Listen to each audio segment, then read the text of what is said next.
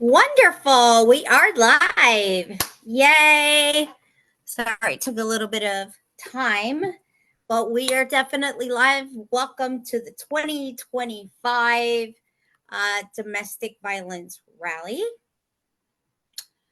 I hope everyone can see this. Yes. You should be able to see yourself. So Evangelist, I missed you so much. I know. It's been a minute. It's crazy. Like it's been a while. We haven't been together for a while. Yeah. Like not on here like this. All of this. Yeah. Like what we do. But we're here for it tonight. We're here for it. Yes. Yes. I am so excited. So Pastor Troy, you always begin our domestic violence rally all the time. And just wanted to go ahead and give you the opportunity and the ability to pray for us. So please pray for us. Amen. Well, first of all, congratulations on the consistency. And I know the last couple of years, like we've done it virtually, which there's some benefits to that. You reach so many people. And we know a lot of crazy things are happening. So it's better. I love the fact that you were able to pivot to make sure everyone stays safe, to stay true to your brand and who you are. And it's good to see so many familiar faces. It's amazing how we grow together doing this. Now, you may hear some little ones running around in the back. And that's okay. Amen, and that's amen. Okay. So I'm going to pray and open this up, man. I'm so excited and honored and thrilled to be back here. But this isn't about me. This is about each person that's finding their voice, finding their way, trying to find that gleam of hope and inspiration. And I pray that tonight, if not tonight, tomorrow night or the day after that, right? That's how many times this video run, that someone will find their voice and find that redemption in one of these amazing speakers. I know quite a few of them from the past, so I'm super excited to be amongst these leaders now. It was a time where I was just sitting in the audience and looking at some of these people and listening to some of these people that are going to speak tonight. And so without further ado, Father, in the mighty name of Jesus, we thank you. We thank you for this opportunity, Father, that many people will hear a voice, a word, something that will encourage them and inspire them. Many stories, Father. I'd like to thank you for the survivors. I'd like to thank you for the survivors that are to come. Father, you say in your word, there's nothing concealed. Nothing that we do will not be brought to light, Father. Everything will be disclosed. What is hidden will be made known, Father. And there are a lot of people that are suffering right now in silence. But you said that it will be made known, Lord. We trust in you. Protect and keep us, Father. Yes. Those are voiceless, those that are fatherless, those that are without guidance, those that are in various situations that are out of their control, in group homes, marriages, it doesn't matter.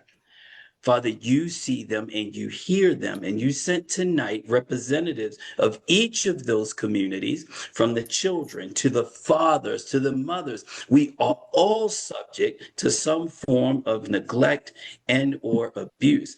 But we are here tonight to speak life to death, to bring light to dark, and to dismantle everything that the enemy has attempted to destroy. Father, we stand on your word and your word alone. We stand in glory. We stand in the gap. with an outstretched arm, with no judgment for any and everyone that's willing to reach. And we have an army here tonight. And I've watched personally how you've grown this army of leaders and warriors that are willing to use their words, their positions, their titles, their finances to help someone else. Lord, if it's just one person tonight, yes, Lord, that is enough. yes. Father, have your way. Have your way with each and every one. We invite you into this space tonight. Father, Yes, we Lord. thank you for the leadership and the guidance that you're providing for each and every person here tonight. In Jesus' name we pray. Amen. In his name. Amen. Amen. So I just want to say thank you again. And I want to say thank you to everyone that's listening, and that you matter, and that we love you. It's just a matter of reaching out to this beautiful, beautiful woman, these beautiful women in their organization, and they know how to get in contact with everyone. So thank you.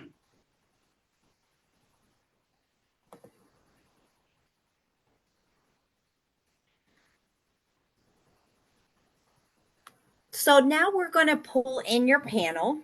We're going to pull in everybody that speaking in the men's panel. And oh,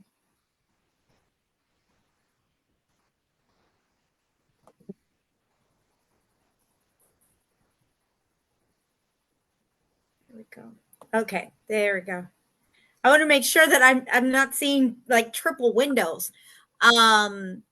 So let's go ahead and pull in everyone from the men's panel, which is Pastor Troy Jones. So it's going to be Pastor Troy Jones, Tim Goldrich, he's an author and VP of the NCFM, Dr.Don Dutton, which I think needs to come into this room, Marcian Cole, who is an author, and we're gonna pull these people in here.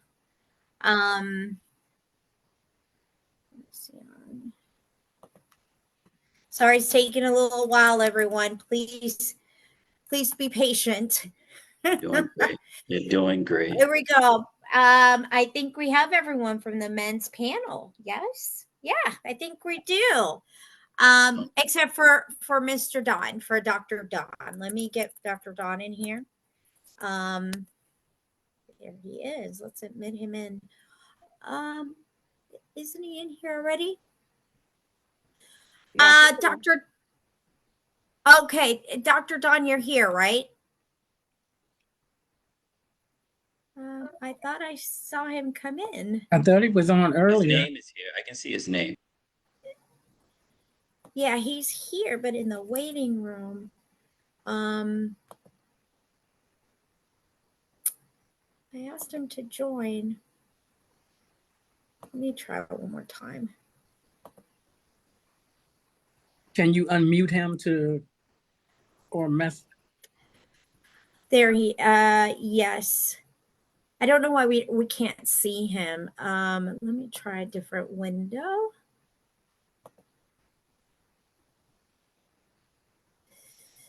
Okay, I can see me now. Oh, there you are. Okay. Hello, men's panel. How are you guys? Okay. There you are. Awesome. Oh. Sorry, this was a little bit nutso today, but we have like 30 some odd people that are in our panels who are speaking. And I know Evangelist and I are thrilled to have you here. You guys are amazing. Yeah. So amazing, especially those who are here. And I think I'm going to start off the questions, if that's okay with you, Evangelist. Do you mind? That's fine. We can go back and forth. Wonderful. So, Pastor Troy Jones, how do we continue to empower men who have dealt with DV? Wow, that's an excellent question. I think, first of all, talking about it, because it is a social norm that men shouldn't.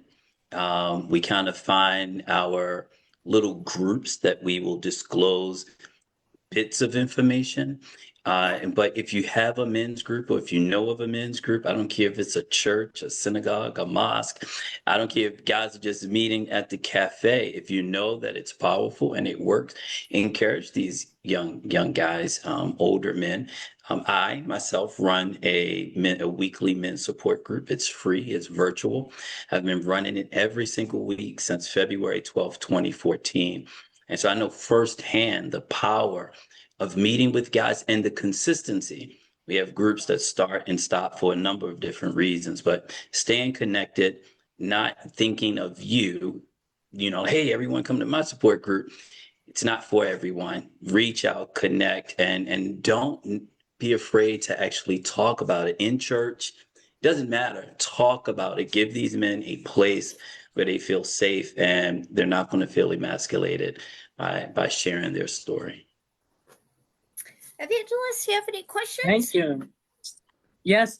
So Pastor Troy, if you can tell me, how can you provide us with the tools to maintain a healthy relationship? Absolutely. It's what I do. One of the things that we do is that we created a workshop. As a matter of fact, our book was just released 2 weeks ago. It's on Amazon. You can get it on Amazon. It's the B6 book for healthy relationships, how to identify, acquire, and maintain healthy relationships. And it's a step-by-step guide. However, even before you get to that place, you have to establish consistency and trust.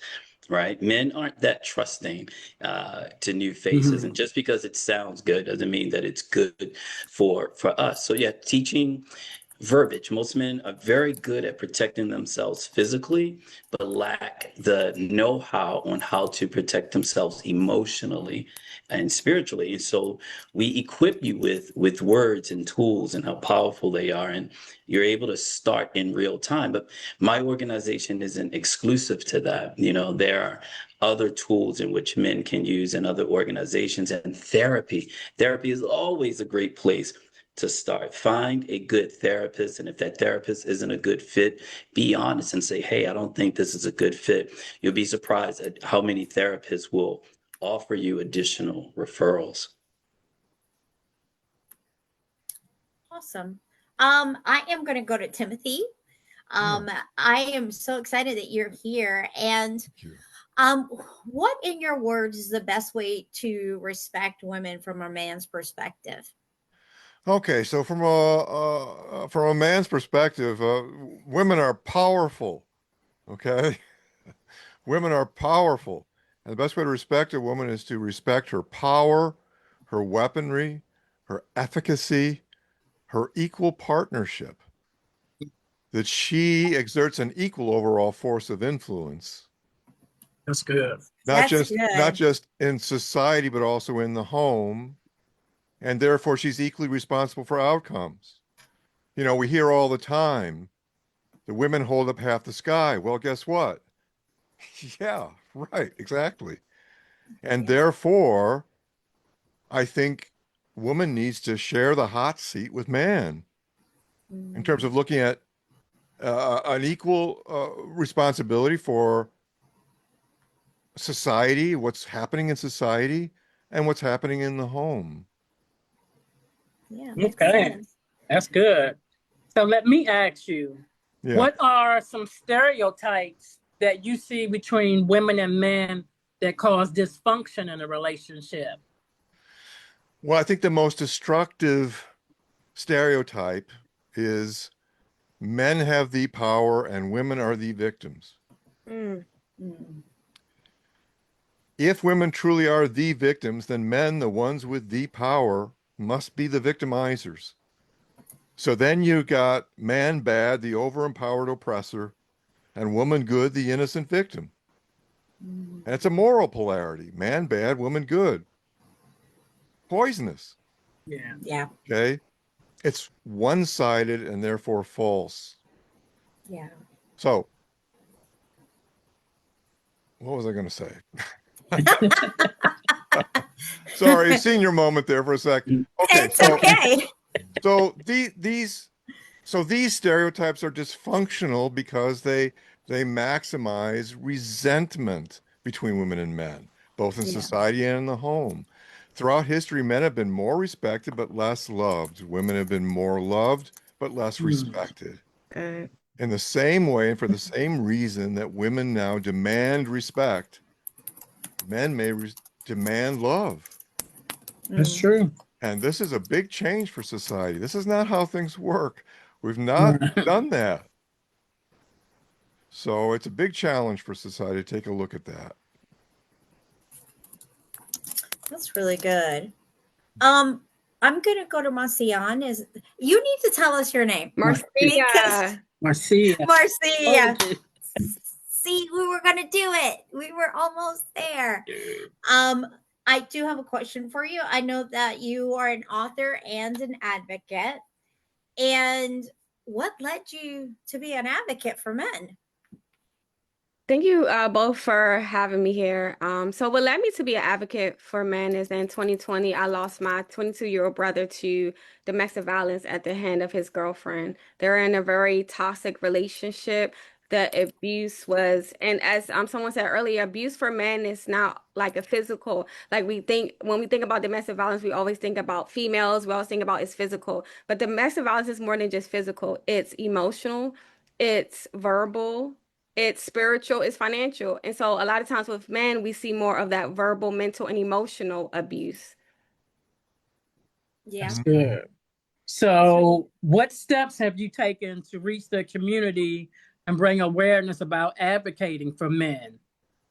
So as you see here, I'm on this panel speaking about, the thing is, a lot of times, there are not a lot of women speaking on behalf of men, right? And a lot of times it's the men speaking on behalf of themselves. And as we know, women don't always listen to men. And so I wrote a book and I have done a lot of different events to speak on behalf of men and create that space where women can come and actually hear what men are saying, understanding how they are also the abusers and they're just not the victims. That's so good. That's true. Because it goes both ways. It's not just men abusing women, it's women abusing men just the same, and sometimes, if not more. Yeah. Evangelist, in the chat, I gave you a really good question for Dr. Don. I think this is a perfect question for him. All right, Dr. Don, what is the importance of men to be a part of the conversation around domestic violence prevention? Well, I think it's important, first of all, that men start talking about domestic violence a lot more. You know, they just haven't treated it with the same kind of seriousness as women had. And that's why we wound up with the gender paradigm, which you're all speaking against and which I've spoken against too. And the gender paradigm suggests that women are the only victims.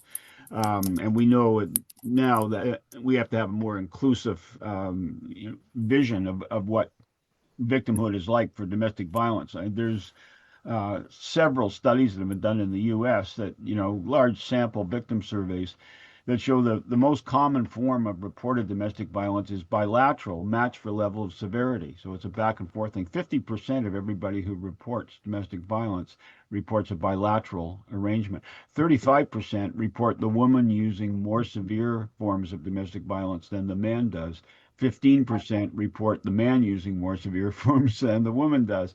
And when I show these data, and that's 5 separate large sample surveys, and since then there's been 64 other ones done, they keep getting the same result all the time.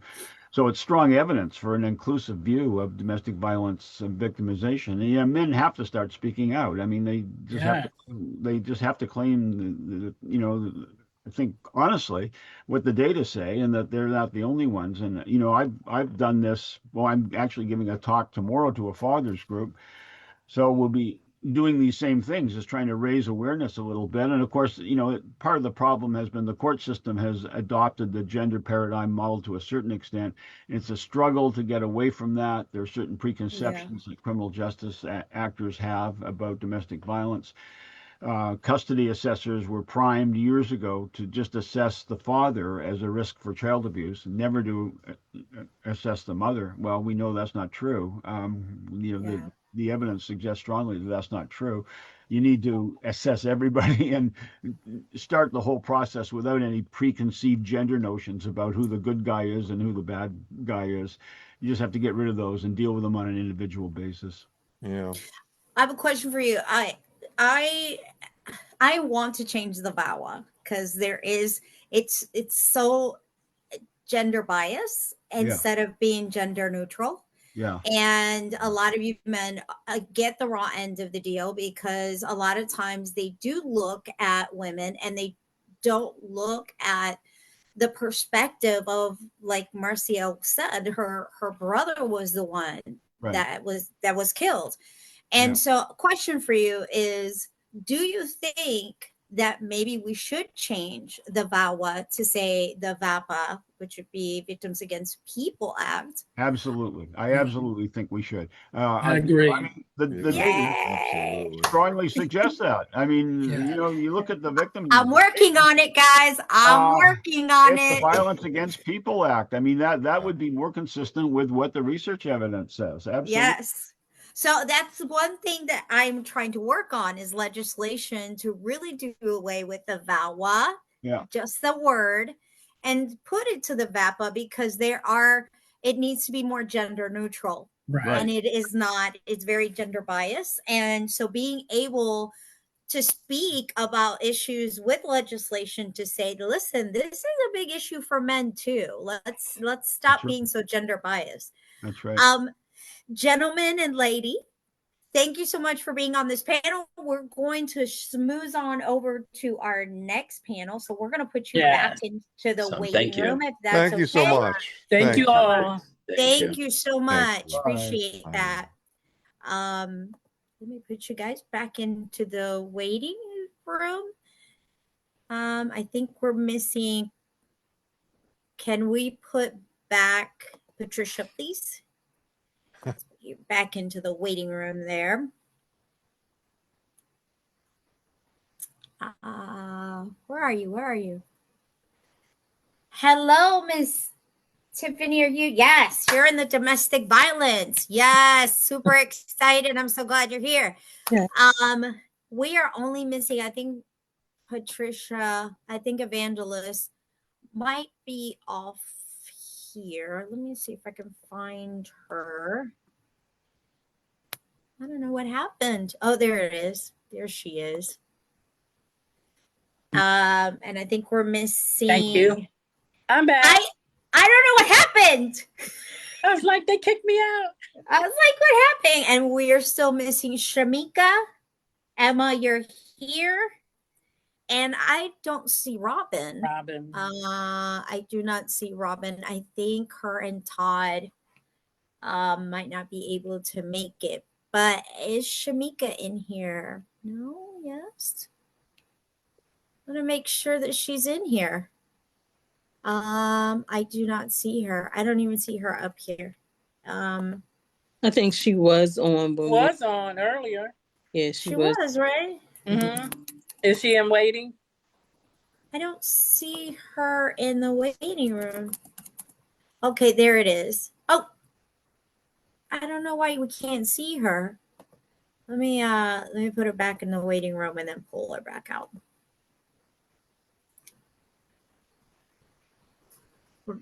There you go.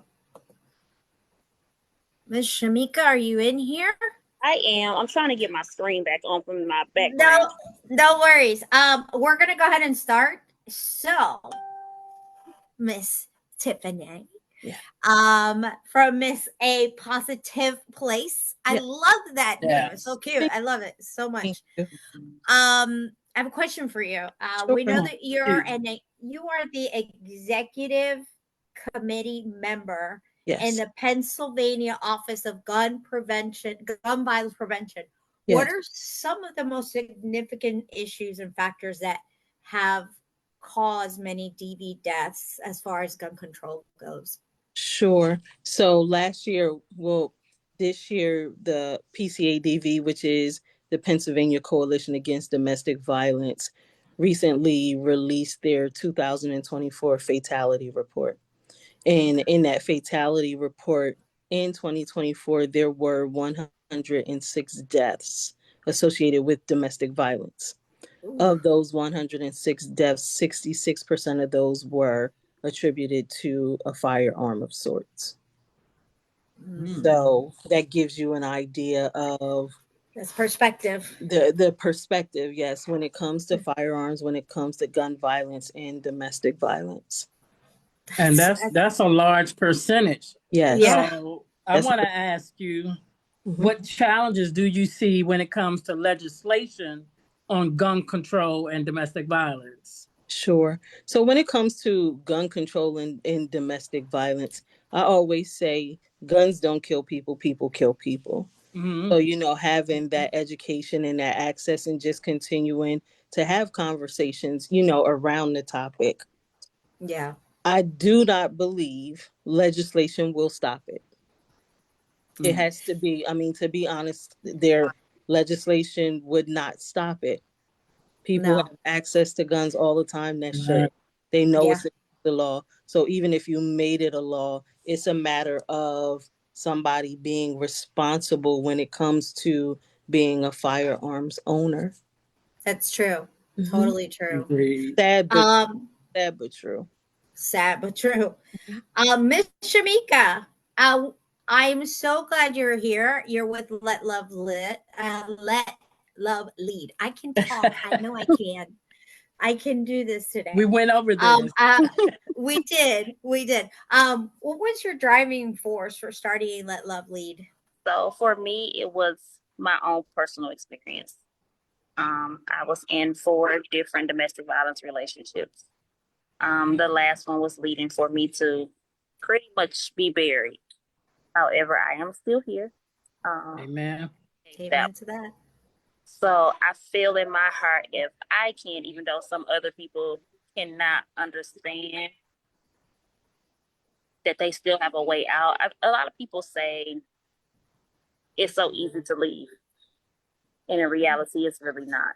People don't understand what it takes and the challenges to go through to leave. So with me feeling like that, I had a second opportunity and a second life. I decided to try to let others know, hey, if I can, you can too. But you just have to have the resources, and you have to have people that's willing to understand and listen to you. Everyone doesn't have those things. So I opened up a space for myself and for others to be that listening ear, because I was once a victim of it. Okay. So how does Let Love Lead help survivors in the area that you live in currently? So currently, I live in Memphis. It gets swept under the rug a lot.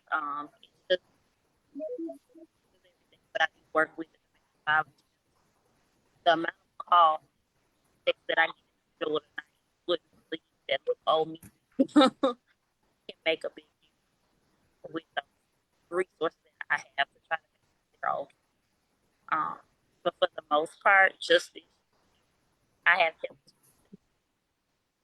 which for me was a big thing, because 7 people for me, 20 or 7 lives that have been saved. Okay. Her audio is breaking up. I know you're coming in and out, Shamika. We were able to listen to a little bit of that.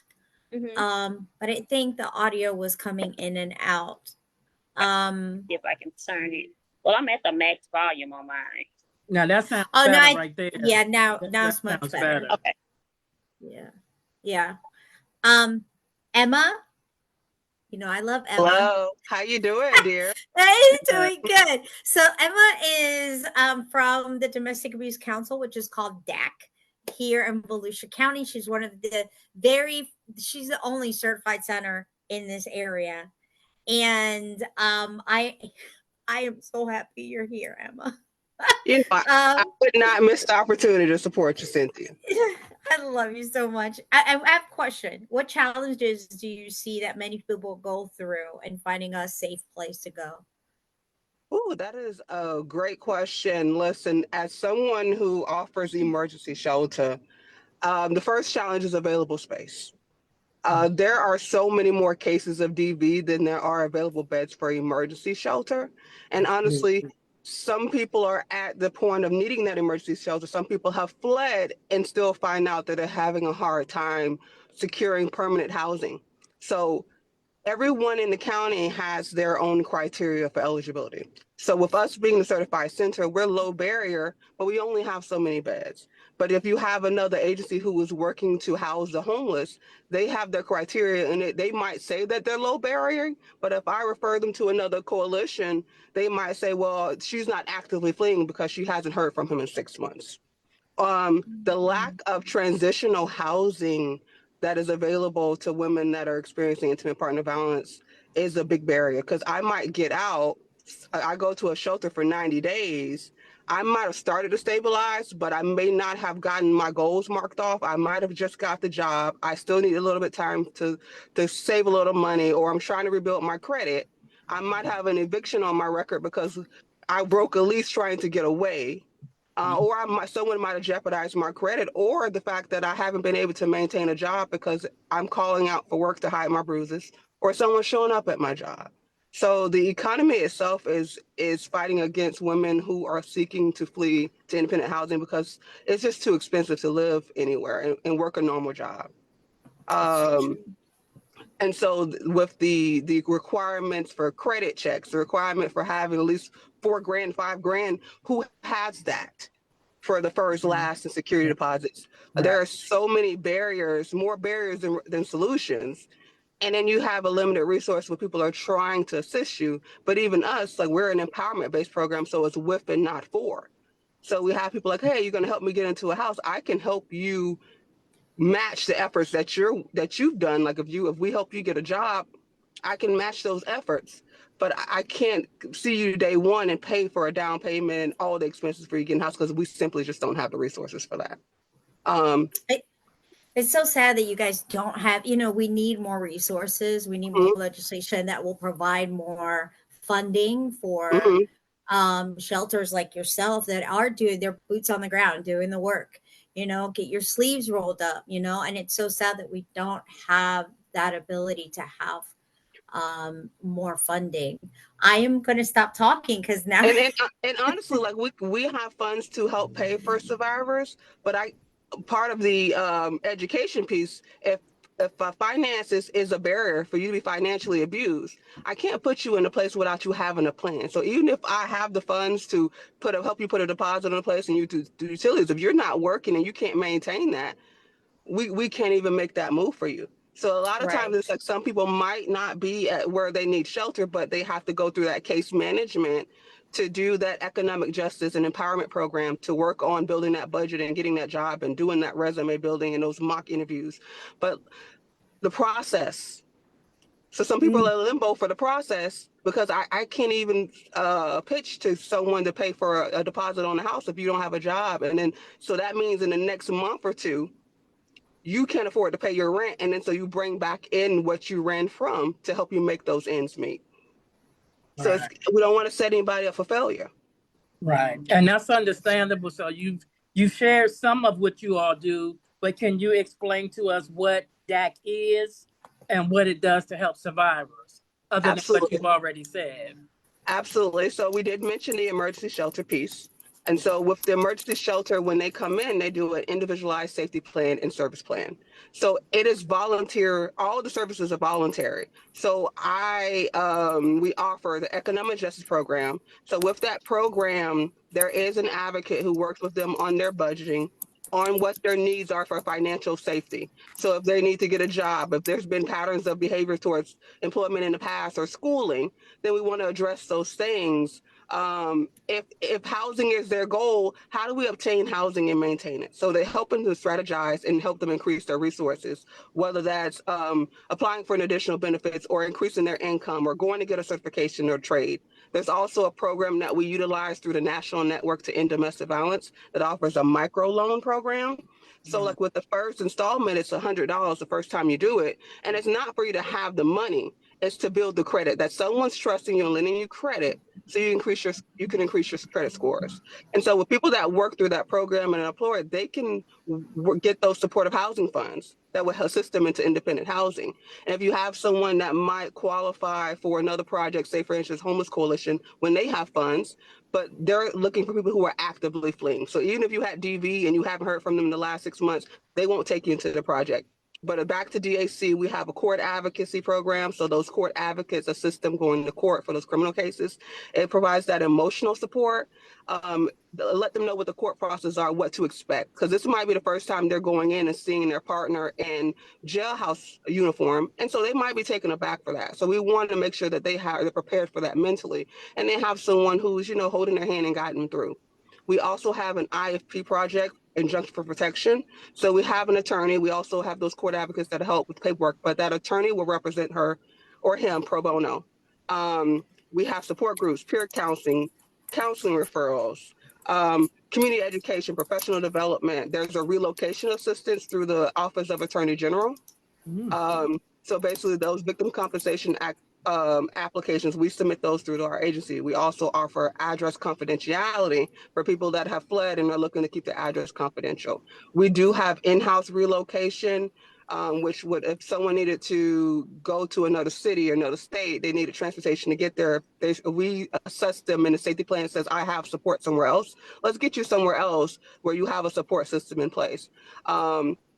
It is all case management and just the individual needs. So we try to find the solutions to the barriers. Obviously, it's a lot of legwork, but we figure it out.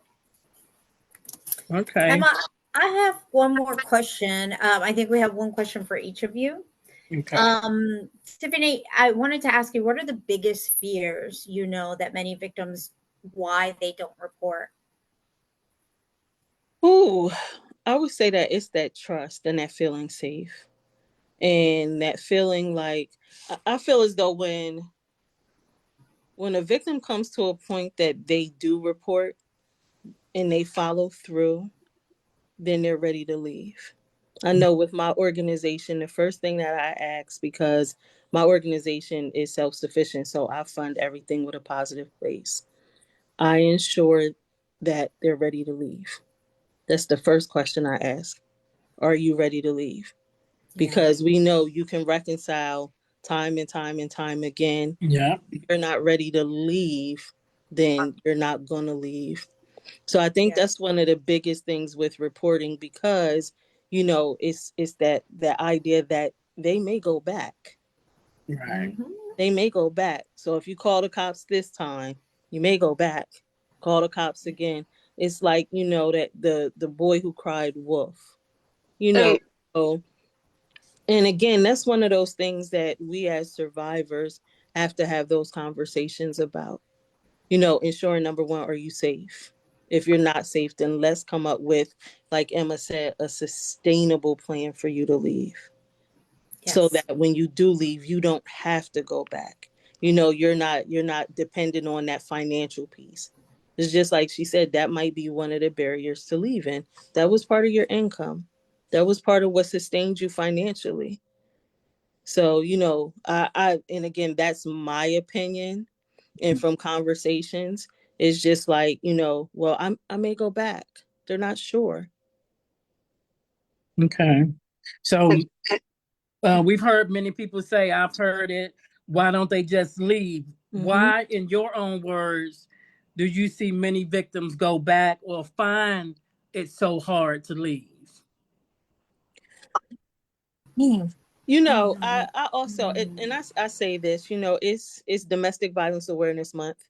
It is also Breast Cancer Awareness Month.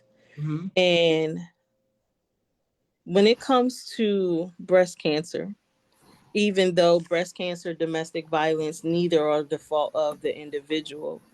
But when it comes to breast cancer, nobody will ever ask a breast cancer survivor, what did you do to have your breast removed?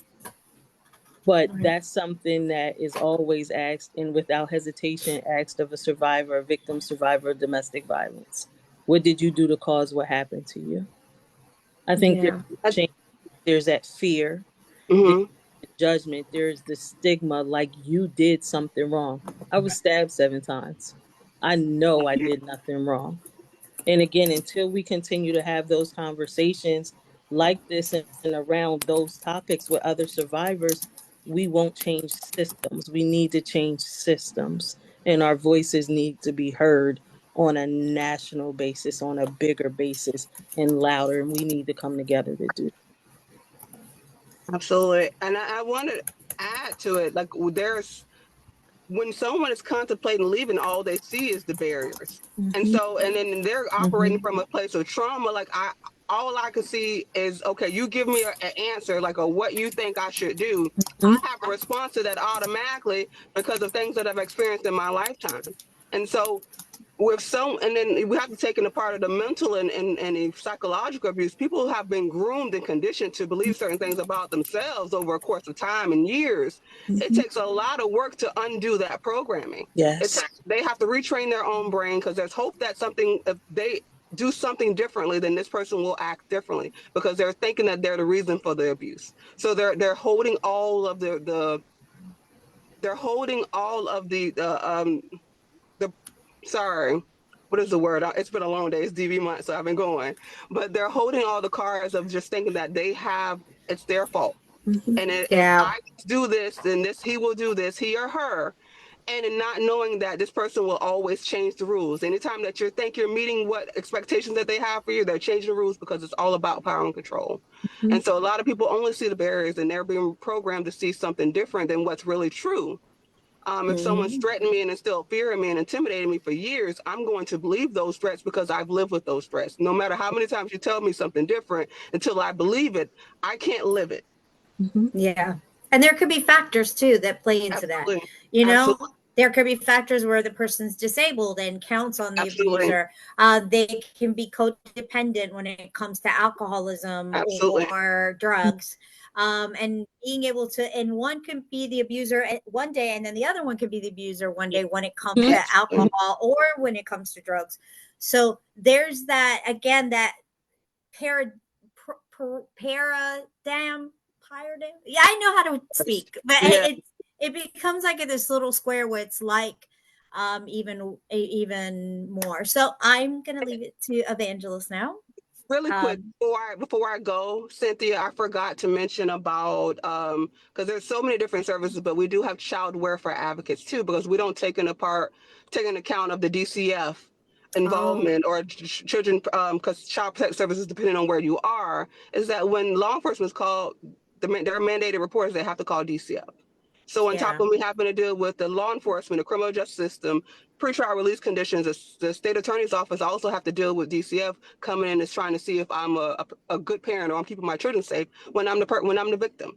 So a lot of that role that we have with that child welfare project is to do case consultations with DCF to help them focus on the better behavior rather than the participants' behavior, and also increase that their awareness of DV and the effects of children, but kind of stand in the gap so that is not another barrier in the hoop they have to jump through without support.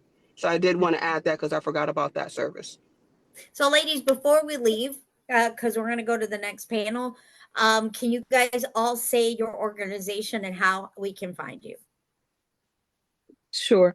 My organization is called A Positiff Place, and it's Positif. It is a play on the word positive and my name, Tiffiney. And at A Positiff Place, we focus on making healing a positive experience for victims and survivors of domestic violence. It is a positive place on social media, and you can find me. Everything is Tiffiney L. Hall, Tiffiney, on all the social platforms. And what state are you at? I'm in Pennsylvania. Ms. Shamika, can you tell us a little bit about your organization and how it helps victims? So for mine is Let Love Lead. My website is letlovelead2.org. It helps domestic violence victims, both men and women, because a lot of people don't realize that men they do get abused as well. They kind of leave that out. It gives you the resources where they can go, helps them to get housing, to get away from people, and they need to be able to with our personal protection order for them as well. We do help with that. And then I also have a website on my social media, which is Let Love Lead. It's just my normal page on there as well. It's tied to them. It has my phone number on there, and it has all of the different resources that anybody may need. I don't hesitate for people to call me. I don't mind. It has my personal number on there. So I'm located in the state of Tennessee as well. Tennessee. Hi, Miss Emma. Can you tell us a little bit about DAC before we head up on it here? So DAC is located in Daytona Beach, Florida. Our website is dacvolutia.com. We're also on Facebook and Instagram, and those accounts are Domestic Abuse Council doing business as Beacon Center. So Domestic Abuse Council, DBA Beacon Center on Facebook and on Instagram. We're Domestic Abuse Council. Ladies, thank you so much for being here. We're going to move on over Thank to you, parental ladies. alienation. Welcome. You guys are awesome. Thank you again for everything. Thank you. We are going to get Chris Felder in here. I always lose her. I always lose Evangelist. I don't know why. always losing her. But we're going to get in Chris Felder if he is here. Mr. Jim, Lisa Johnson, Ingrid Dutton. You guys are related. I don't know why. There's two Duttons in here. It's two of them. And we're missing one person, I think. Maybe is she in? Oh, there's Patricia. Gotta let her in back in. I'm back. I was like, where'd she go? Right. I think you have to tell her, don't take me out. I'm part of the host. It's like, don't take me out. She's like, let's get her out of here. We're missing Mr. Jim. And I didn't see. Yes. But I don't see him in here. I don't see Mr. Smeared. Ingrid is there. Ingrid is here, but I don't see Chris, and I don't see Chris. So so maybe I can't ask you guys those questions. Maybe Lisa's you guys missing too. Huh? Lisa is missing too. Lisa Johnson. Yes. Yeah, I don't see Lisa either. She was there. Here's Lisa. I got her. Okay. There's Lisa. Okay, so the people that we have on this panel is supposed to be Chris Felder. He is Florida candidate for Senator District 74, but he is not here. We have Lisa Johnson. She's been there, got out. Mr. Edwards. I thought Jim was replacing you, Mr. Edwards, but we will make it work because you're going to get his questions. Okay. And then we also have Ingrid, who has a podcast. She is an all-around nurse practitioner, right? Nurse practitioner, yeah. So I'm going to kind of go into with Lisa. I am so happy you're here. Really, I'm happy you're here. Wanted to ask, how does parental alienation affect the long-term mental health of children and the alienated parent? Big question. Well, first, let's start with the alienated parent. And thank you so much for having me. There's something called disenfranchised grief. And that's basically that when a parent has a child who's been turned against them, is really unable to mourn their children publicly because everyone's saying, oh, just let it go or give it time. And so they can't formally process their sense of grief and loss. And so they have problems moving on with their lives. And a lot of times mental health professionals who've worked with targeted parents often see feelings of rejection, depression, disbelief. I know a lot of our clients feel rage, guilt. This can move into PTSD, anxiety. A lot of people lose their jobs, become homeless. There's an inability to form new relationships, and suicide is unfortunately pretty common too. And I know there's a psychologist named Dr. Josh Coleman who said, imagine, God forbid, if your child died, a whole community would be around you supporting you. But when you're dealing with alienation, it's the opposite. It's like you feel this sense of judgment and shame of like, what did you do wrong to make a child not want to have contact with you? And so many of these feelings are also similar in children: depression, anxiety, aggression, and also inability to form new healthy relationships. Makes sense. Totally. Cynthia, excuse me, Mr. Jim Semirod is waiting to be let in? Oh, he's right here, right next to you. Okay. He's right next to you. And I think, Mr. Edward, what we're going to do is we're going to ask you all the legislative and constituents questions. Are you okay with that? But can I jump in for a second? Because yes. there's two cases I'm dealing with right now.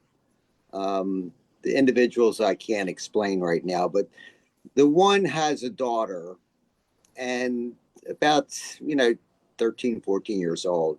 And her mother's claiming that she's going to commit suicide, and the daughter is crying, and she just wants to be with the father. And a similar situation is occurring with another individual from New Jersey that I'm working with. And you have to go back to court. It's how do you build the relationship with your child has the custody is with the other parent, and you see the child acting out. One of the questions I usually ask is because I remember when I was in my teens, I liked my parents, but I didn't like my parents. Okay, so kids go through a lot of different emotions and stuff like that. But when you're trying to navigate through the court, you got to be very careful. You got to be calm. You got to be, in control. We are live. Yay. And you have to, build a strong relationship. You can't necessarily let the proceedings get you off balance. And you got to show compassion. For the kids. But parental alienation is very real. And Ed can talk about this. Dr. Bartlett can talk about this. We right now have an individual that's working on the DSM-5 and trying to get parental alienation introduced to the DSM-5. And that would be a very significant event because it now will qualify and then, the courts to actually recognize parental alienation. And we see a little bit of a sea change in that department. So, Cynthia, you may want to go over to Ed at this point. He can bring us up to speed on where we stand on the issue of parental alienation. Over. Yeah. Actually, I'm going to ask you a question. What are the same thing? What are the emotional and behavioral effects on children caught in parental alienation that you have heard of? So I've got, as I mentioned, I got 2 active cases. The people are writing up their own motions. The question marks are, do I get an attorney or do I represent myself? And that depends on the individual, whether the individual is capable of representing themselves. And you have to understand court proceedings. And you're looking after the best interest, the 15 factors of the best interest factors. But, when you see a child, threatening to commit suicide and crying and stuff like that, is it a one-time event or is it a long-time event? And is it, something that just, they had a bad day, or is it something that's trending and it's going on for the last 6 months or year and a half? And so that's the kind of counseling that I'm going. But both of these individuals are very distraught. The children are distraught. The parents are distraught. And the ex-spouse is very distraught.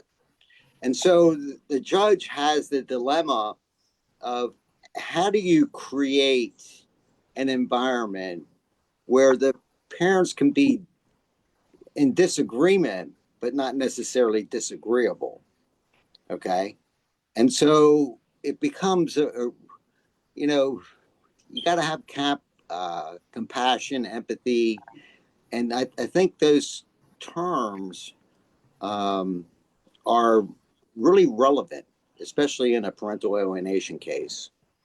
So I'll pause here for a minute. Let some other people talk. Evangelist, I'm going to let you go ahead and ask Mr. Dr. Edwards some of the questions, if that's okay. Sure. Dr. Edwards, what role do peers and mentors play in providing stability and reassurance to children dealing with parental alienation? Patricia, thank you for that question. And I could talk about the science and the research, but I decided I'm going to share with you my personal story. I grew up in a highly abusive family environment. The primary abuser was my mother. And I suffered literally every form of abuse, physical, psychological, sexual, the whole list.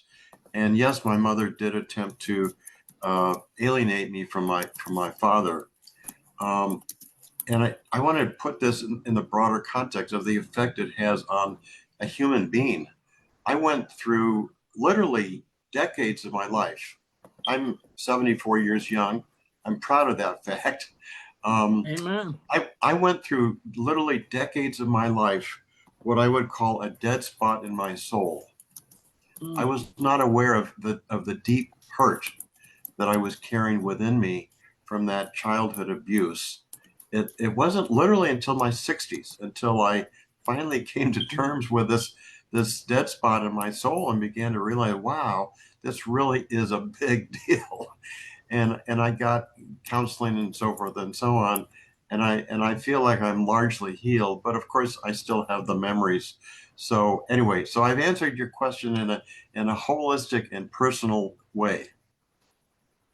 Yes, you did. Okay. You actually did. You actually did answer that.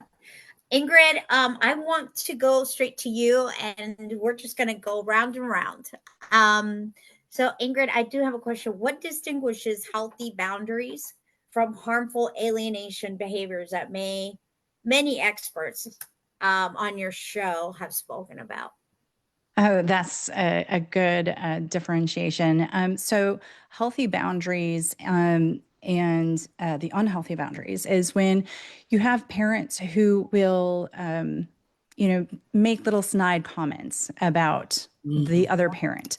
I'm not sure why that parent is doing things that way, or that is an unsafe behavior, or perhaps even a parent making comments regarding the other parent's friends, that person that your parent is hanging out with, your mom, your dad, is not a safe parent. Nobody seems to like that person. Everyone says that they're mean. So planting little seeds, stating, creating doubt in the children's minds of, is my parent actually a good parent or not?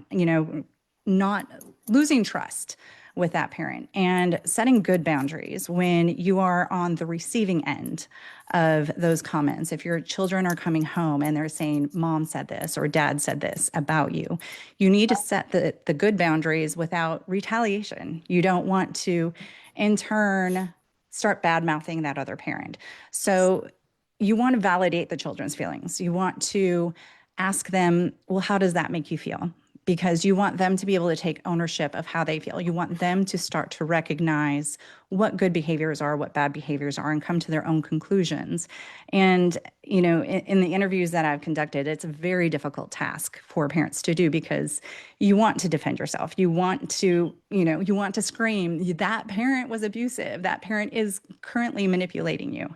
And you can't do that. That creates the dilemma that the two gentlemen were talking about of, when a child has that conflict and then they get depressed and, and like what Lisa mentioned, suicide contemplation. Okay. So we're going to bounce around back to Dr. Edward. I wanted to insert something in response to what Ingrid had to say. I was watching a Lex Fridman video this morning, last night or whatever. Lex is pretty incredible, if you haven't heard of him. But he mentioned that at a very young age, his brother was doing excellent in math. And so kids at 8, 9, 10, 11, 12, they can see the good traits and the bad traits of a parent. And so we shouldn't, although they want reinforcement and validation, we need to reinforce the good behavior, talk about the bad behavior. And as Ingrid pointed out, you shouldn't necessarily put the other parent down. I mean, you got divorced because you weren't in agreement. Okay. Do you think you're going to be in agreement when you're separated? No, you're not. But you need to be focused on what is in the best interest of the kids. Correct. So anyway, Ed has a lot to add with Dr. Barnett and what he's going to do with DSM-5. And maybe we see some light in the future. I've been doing this for 20 years, that maybe parental alienation will actually become recognized. A lot of judges right now recognize it. And however, they're prohibited from classifying it and introducing it into a court case. Over. Are you guys talking about Dr. Peter Bernard? Is it Dr. Peter Bernard? Yeah, Bill Burnett. Bill Burnett is the founder of the key international group that deals with parental alienation. Yes. Oh, that's amazing. I love that. I was going to ask you actually, what roles do many peers and mentors provide in the stability and reassurance of many children, specifically when they're going through parental alienation? Dr. Edwards? Well, again, I'm going to have to be very candid and very personal. I received literally zero reassurance or support as I went through this journey. And I'm not blaming anybody or any group. That's just the reality. I don't know if because of my male sex or whatever, but the reality is that it was a lonely journey for a long time. I literally, I used the term a dead spot in my soul. I just didn't understand why I felt there was something missing in my psychological makeup. And so I honestly, I received very little support for many, many years. Evangelist, did you want to go over to Ingrid maybe, and then we'll finish out? Ingrid, I want to ask you, after I get untangled, what can we do as citizens, parents, to raise more awareness about parental alienation? That's a really good question. I think we need to start actually probably in the schools. Teachers are going to be some of the first line of defense, if you want to call it that. And educating teachers and other athletic directors, coaches, spiritual leaders, all of those individuals out in the community to recognize the signs and the symptoms of parental alienation, which actually coincide a lot with depression and feelings of suicidality, but withdrawing from interests, bad-mouthing another parent. And, obviously events and live events like this also help raise awareness, but I really think that we need to educate all of the professionals that work with children to understand and advocate for the kids and offer them, that's an opportunity where they can offer them a safe place where they feel seen, they feel heard, they feel valued, and they can express their own feelings without fear of judgment and form their own identity outside of the conflict happening between their parents. So this is very last thoughts. Dr. Edwards, do you have anything coming up? Any books that you are going to be doing or any research that's going to be coming up? Thank you for asking. That's the perfect question. So, yes, I'm the president of the International Council for Men and Boys, and we'll be celebrating Men's Equality Month in November. The entire month of November is devoted to these different areas that men are lagging behind women, like the suicide problem. So yes, look for Men's Equality Month. Search for it on the web. Join us to celebrate men and help men to deal with their various struggles and challenges they face. Thank you, Dr. Edwards. Thank you. Ingrid, is there anything coming up? Any events, any shows, anything we should be aware of? I mean, I just have my weekly show on 1 and 3, the podcast, where I have survivors, family members, and professionals who want to advocate for change. And I have big news with you and your organization, After Awareness, and I think Karen might go into further detail on that when she's talking during legal abuse. But we'll be starting a podcast we have started, actually. You did start it. Yeah, we did start it. We're going to continue it. Good. Mr. Jim, is there any last words? Anything coming up? Well, just wish me luck on these couple of court cases. And, I'm sure there's many, many more. I mean, there's 30,000 divorces in the state of Michigan alone every year. And, parents need to stay focused on their children and keep the other parent out of it. Just do what is the right thing for the kids. And I'm also an advocate of the shared parenting. Mark Ludwig is doing a lot of great work in that area, trying to get shared parenting. But kids need both parents. Yeah. And they do. That's the bottom line. Over. Mr. Jim, what state are you in? I'm actually in Michigan, but I've got like 2 million flying miles. I'm 30 That's okay. Navy, so I've dealt a lot with international issues and things like that. Dr. Edward, what state are you in?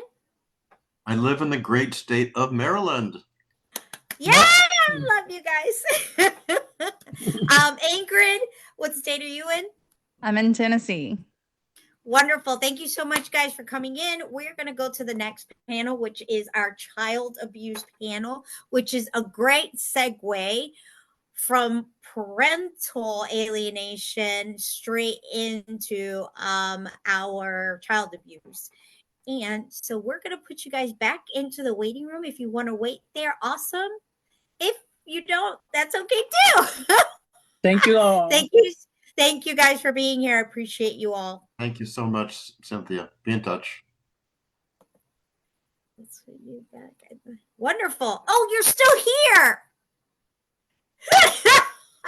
You're still here. I'm still here. I didn't get out. You didn't. We are going to bring in Dr. Gregory Williams. He is talking to us about child abuse.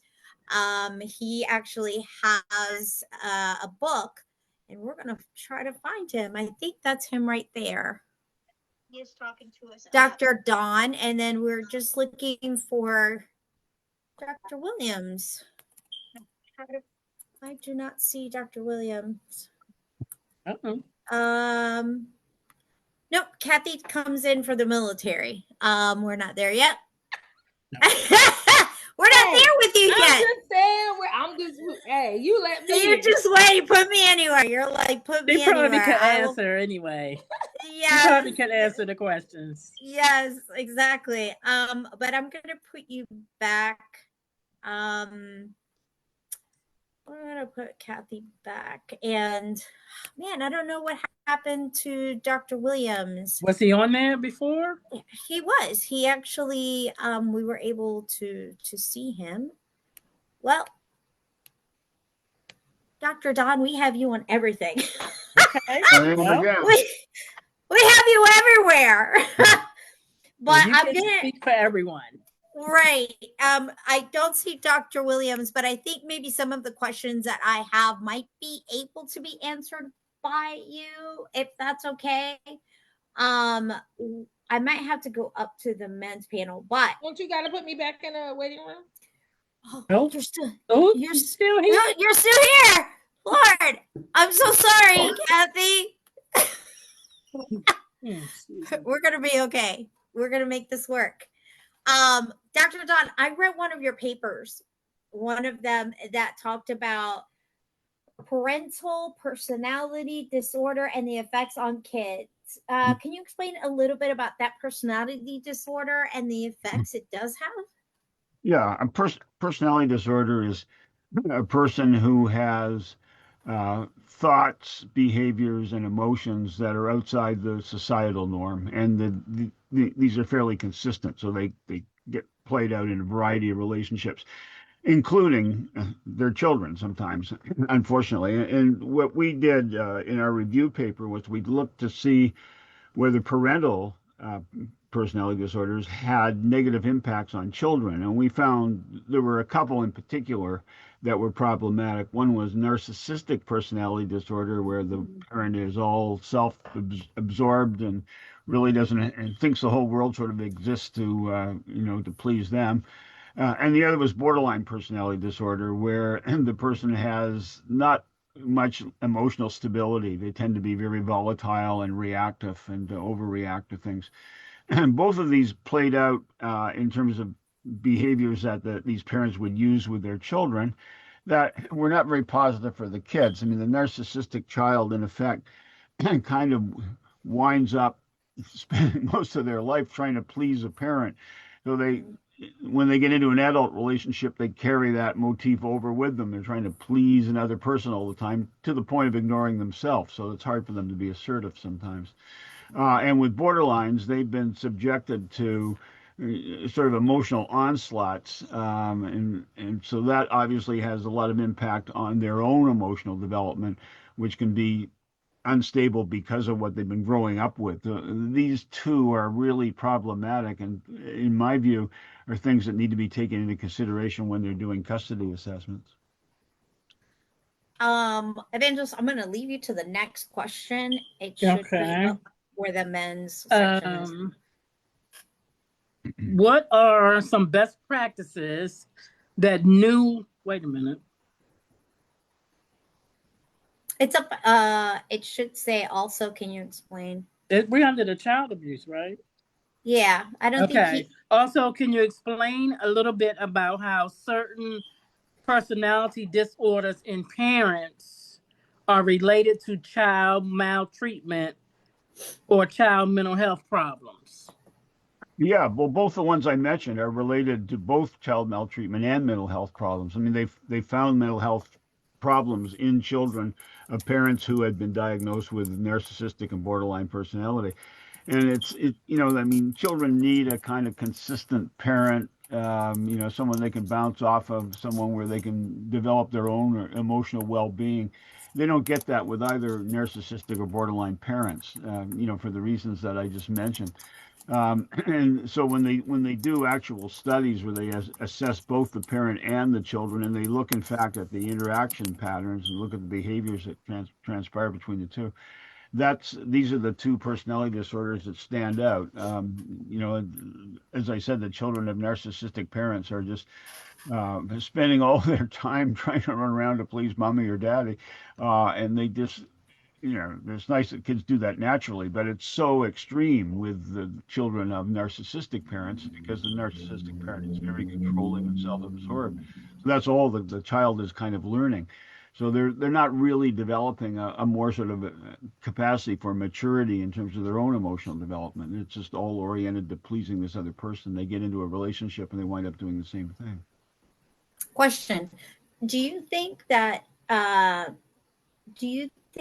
some best practices that new interns of medicine should take when dealing with trauma of child abuse should change, specifically when it comes to trauma? I know that some interns aren't trained properly, and do you think we need to change that? Well, I mean, if they're not trained properly, you sort of answered your own question. Yeah, I pretty much did. I mean, how can you say anything? I pretty much did. My thing is with ACEs. I know that many concerns are, when we see ACEs with children, can be different factors, whether it be a person is in jail or they're in a poor community, disenfranchised community.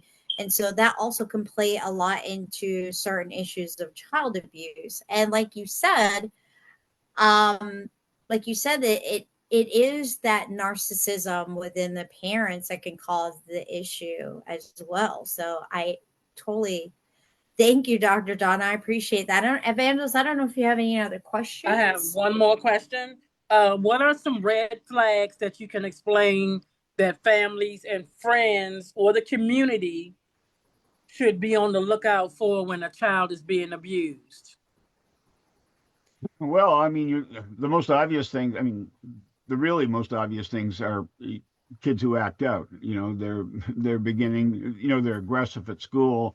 They're using inordinate aggression. You know, they're cruel to animals, things like that. Those are the sort of obvious ones. But then the more, you know, the more difficult ones are the kids who go in the other direction. They become completely withdrawn because we just don't know what to make of that, and we're not sure how to handle it exactly. But sometimes that can itself be a response to abuse at home, and they've just gone in the opposite direction, and you know they've become so sort of self-contained and almost fearful about a lot of their human interactions, that they've withdrawn into some safe space inside themselves. And I guess if you've got a kid that's extremely withdrawn, I mean, you probably want to get some kind of professional help through a school psychologist or whatever, you know, to talk to them about what is going on and get a better assessment of if there's a problem that's brewing here. Yeah. Dr. Don, we're going to put you back into the waiting room because you have another panel you're on. Yeah. So we're going to put you back into the waiting room. We're going to bring out legal abuse. Okay. And we will see you in the community violence. So, Evangelist, how's it going so far? So far, so good. It's going good. We're getting a lot of good information and responses, learning, hearing a lot of new things that we haven't heard before, things that we can look into, and information, a lot of resources so far also. So it's going well.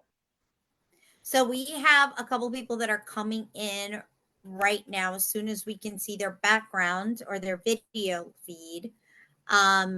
So we have them coming on in. We're just missing somebody. We're missing Teresa. Nope, she's right there. And I think Teresa Sneed from the National Family Justice is not able to be here. But let me go one by one. Teresa Johnson, she's a representative of Legal Shield.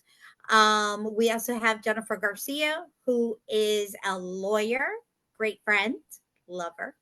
And Karen with After Awareness. And so I think what we're going to do is start with Karen. I'm going to let you take it away. All right, Karen, you're the first up. And my question is, what is legal abuse and how does awareness bring attention to this cause? Oh, I'm mute. After awareness. You're still muted. There you go. Okay. Yes. Alrighty. Great question. That's actually the reason why After Awareness exists, is to share the knowledge of what is legal abuse. Legal abuse, to simplify, is when an abuser uses or threatens to use any legal system to try to cause control or harm. And this is basically known as an ongoing victimization. It's usually not a one-time event. It's usually over a long period of time. And we've identified about 9 forms of legal abuse alone, like elder abuse, family abuse, family law. And so there's many different forms within that. So, and how After Awareness brings attention is we do 3 things. We raise awareness, we provide coordinated services, and we build an alliance and partnerships to help with those forms of abuse. Share a little bit more about your story and why you wanted to become a champion for those dealing with legal abuse. Absolutely. I had my own story. Mine was through the family law. It was a divorce. Luckily, I did not have children, biological children with my abuser. But mine turned into financial, emotional years on end. I was unaware I was being abused. I literally just thought I was in a bad divorce until I actually recognized that it was actually abuse. So, and to go through years of that without getting help was very traumatic. And so I wanted to make sure nobody else went through that. And I wasn't quite aware of how traumatic it could be with the results, not my result, because I'm still here, but a friend who had committed suicide was a tragedy that really made me aware of how serious and dangerous this form of abuse can be. So anyway, that was my friend Sue, and her, I want to share her story, and I want to prevent anyone from, committing suicide. So after awareness was basically born from that tragedy, and we're here to help people get educated on legal abuse, because there's a lot of forms of and domestic violence, and legal abuse can or cannot be domestic violence, and it is important to understand when that is. Usually it's when it's coercive, and there's laws for that. So that's something we're trying to do, is get people educated on that. So thank you. That's kind of a more of a reason why I do that. Thank you, Karen. Appreciate that. So, yeah. Evangelist, I'm going to let you ask the next question, if that's okay, for Jennifer Garcia. Ms. Garcia, how does family court typically respond to repeated motions, false claims, or other legal harassment tactics? That's actually a great question, but a difficult one to answer. Every court is different. I'm licensed both in Michigan and Colorado. But the thing with that is they unfortunately give too many repeated times. I have a case right now where before this even started, I had to send an email out specifically saying, if you continue harassing my client in the form of continued motions, I'm going to need to continue to ask for attorney's fees. That's the one way they deal with it. And typically, attorney's fees aren't awarded. You piggyback on a lot of the other speakers here today in terms of domestic violence, financial abuse, the things that you're going to see more of here today. They all piggyback with one another when it comes to the legal system, like Karen spoke here in terms of after awareness and how they're trying to help individuals with that. So it's difficult to answer that in that the courts don't really have the means to really do much except for sanctions. Those sanctions look like the form of attorney's fees, or I've had one case where the court said, you cannot file another motion unless I give you leave to file a motion. In the case that I'm currently dealing with, I think at one point I had to respond for my client who I was doing a lot of pro bono work for, to I think 5 different motions within a span of a month. And it was the same motion. He then filed into a court of appeals. I finally, after I think the 6th motion or so, had the court award fees, but still haven't gotten an order on that. So it's actually, their hands are tied a little bit. They have to hear people a lot of the times. In terms of that, you also have one side that may not have the funds to have an attorney, and the other side who has an attorney.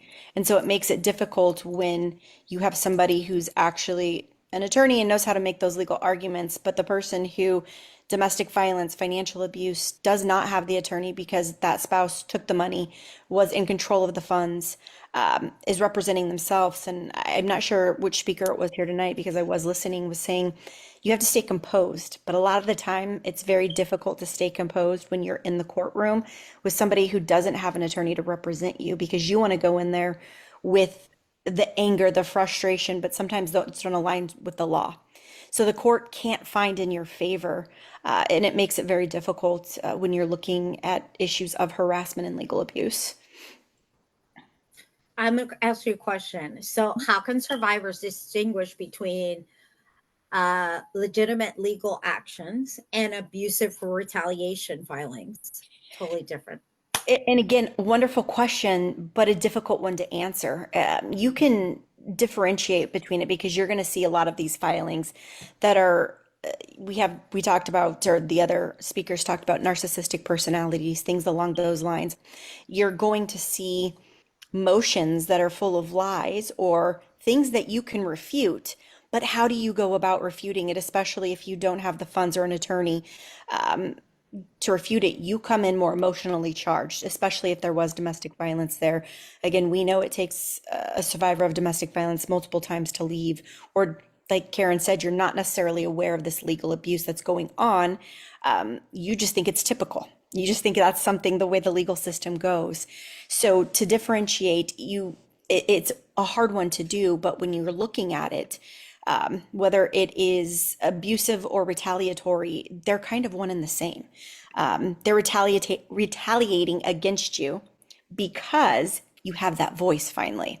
Because you have that voice, you're stepping outside of that abusive nature, and now they're retaliating against you legally. They can't retaliate against you anymore physically, mentally, or financially, somewhat financially, by using the legal system. Yes, so it's hard to differentiate those, but they're kind of one and the same, because you're finding a lot of people having a voice, whether it be for custody issues, divorce issues, post-litigation issues. The case I'm on is a post-litigation issue. The court found he was the father. The court found the issues in place that said you can't keep on filing these motions, yet he keeps on filing them. And I'm now getting another motion to say, well, I want to terminate my parental rights. Can't do that for what he's trying to do. And it's because he stopped paying child support and he wants to shirk that responsibility. So there's not a basis. Those, again, I'm kind of repeating myself, but they're one and the same, the abusive nature and the retaliatory nature. It's just a matter of, the chicken and the egg kind of thing. Were you abused before, or are you being abused after? Most of the time, it's a little bit of both. So makes sense. Yeah. Makes sense. Miss Teresa, I'm so glad that you're here. You are with you're a representative of Legal Shield, but you're also with Ladies of Justice. And I want to make sure that I'm correct about that. Can you explain? I have Legal Shield. I love Legal Shield. I had Legal Shield since Legal Shield was I've been grandfathered in. That's how much Legal Shield means to me. And what is Legal Shield? Can you explain it to everybody? Yes, I can. With Legal Shield, the services that we provide access to legal representation.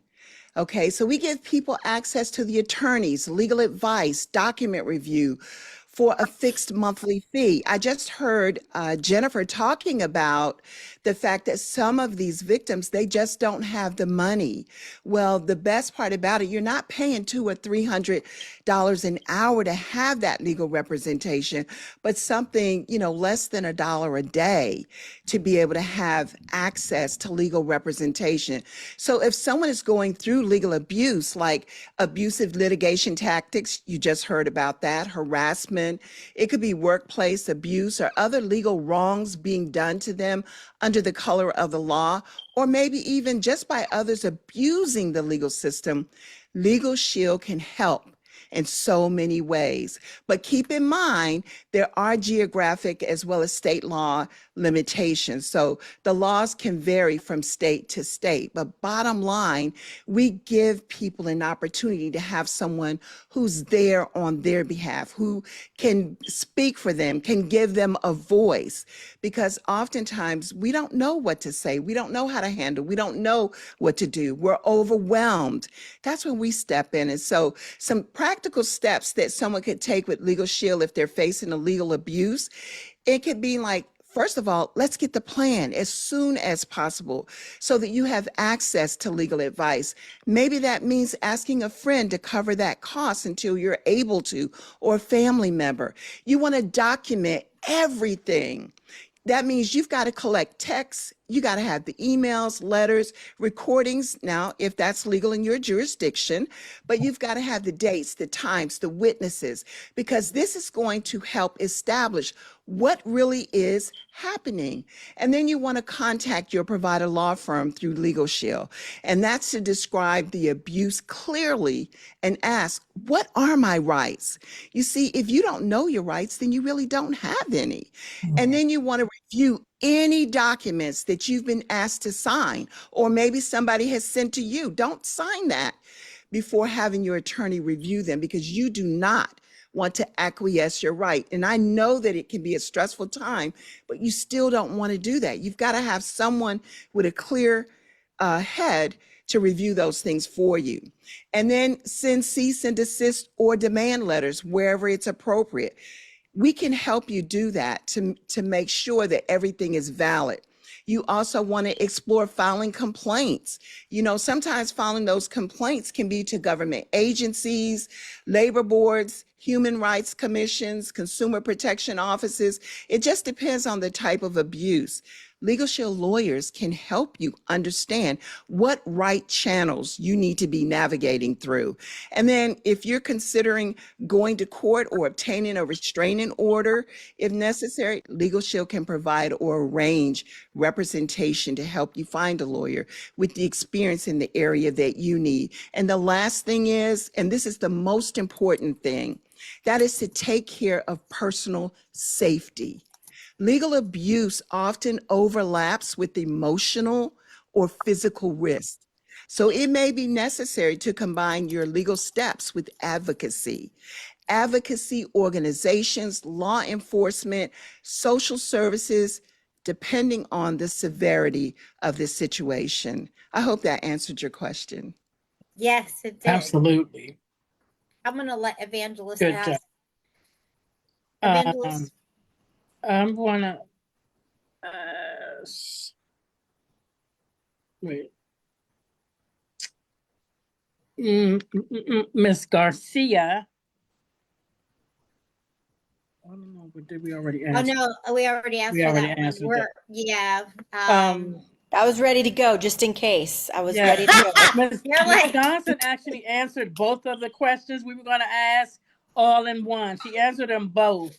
Can I add something?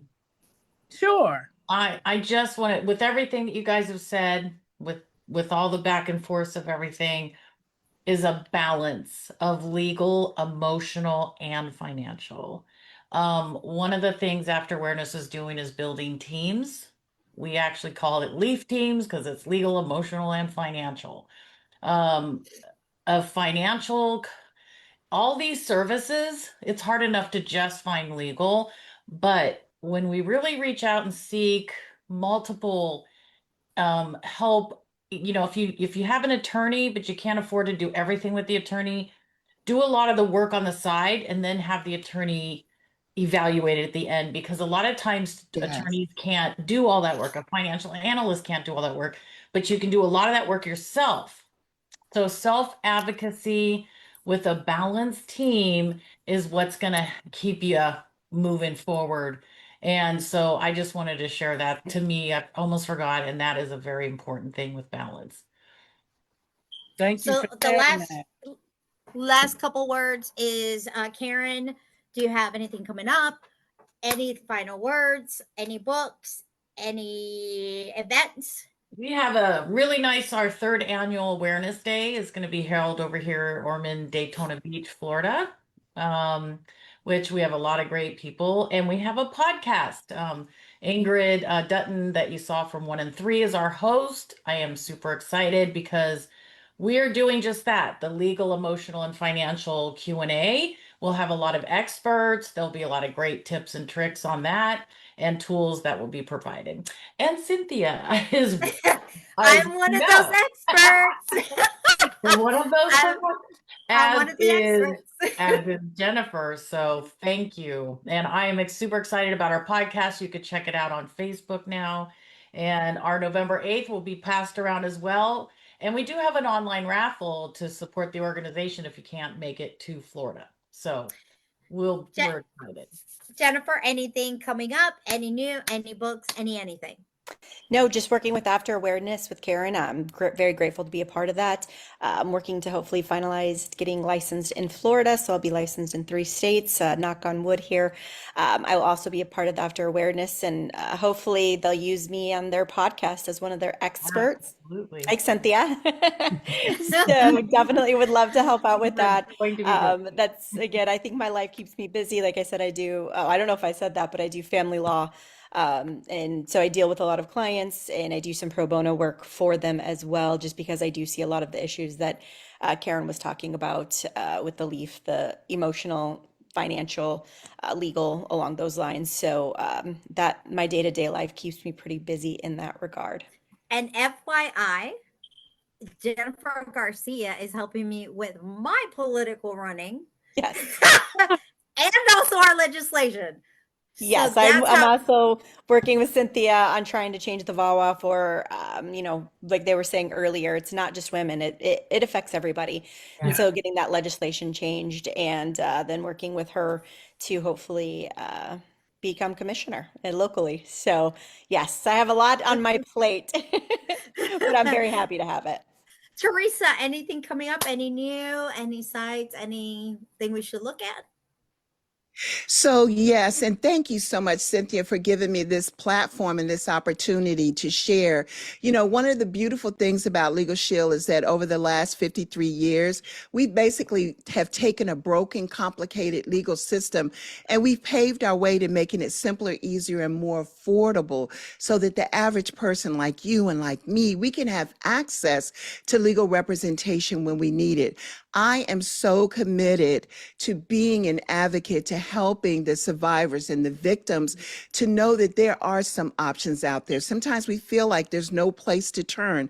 I want to be that person who can show them there are some options out there. And so I'm open to partnering with Karen, with Jennifer, and many of the other panelists so that I can help get the word out to as many people as possible. It's a two-way street. It's not just what Legal Shield does, but with what they are doing, I want to be able to provide that to the people who come to me and let them know, listen, I know of another resource that you can explore. So it's really about forming a collaborative effort between all of us together. So thank you for allowing me to be on this platform tonight, because I am looking forward to being able to share as much as possible with as many people as possible so that they can live life on their own terms and not have to be under somebody else's thumb.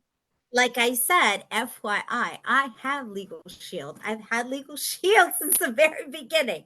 So I always tell people to get Legal Shield. So thank you so much, ladies, for being here. I so appreciate your intake. You're more than welcome to wait. You're going to be coming back at the end. So thank you so much for all your professionalism and all your knowledge. Thank you. We are going to bring financial abuse in, and that's going to be Tammy Cummings and Christian Brown. Yes, and Christian Brown. How did you think about that? What did you think about that legal abuse? That one was good. That one was good. A lot of people don't know about it. Legal Shield, I've heard about that years ago, but I never really knew what it did. Like you know, you hear about stuff, but you never really check into it. You'd be like, but I've heard about that years ago. So good. It's such a good plan. Really good. I think we're missing one person, and that is Tammy. No, she's here. She is here? Yes. Maybe her screen isn't on. Her video might not be on. Her video might That's be on. it. Okay, there she is. I gotta put it over here. Sorry. I've got 3 things going at one time. Totally fine. So Tammy is with Cummins Financial Services. She also is my treasurer. We have Christian Brown. He is with Wealth Wave, and also the money books right there. You see, great. I was on punishment, so I don't even want to talk about too much about that. I was on restriction. So I'm gonna start off with Tammy.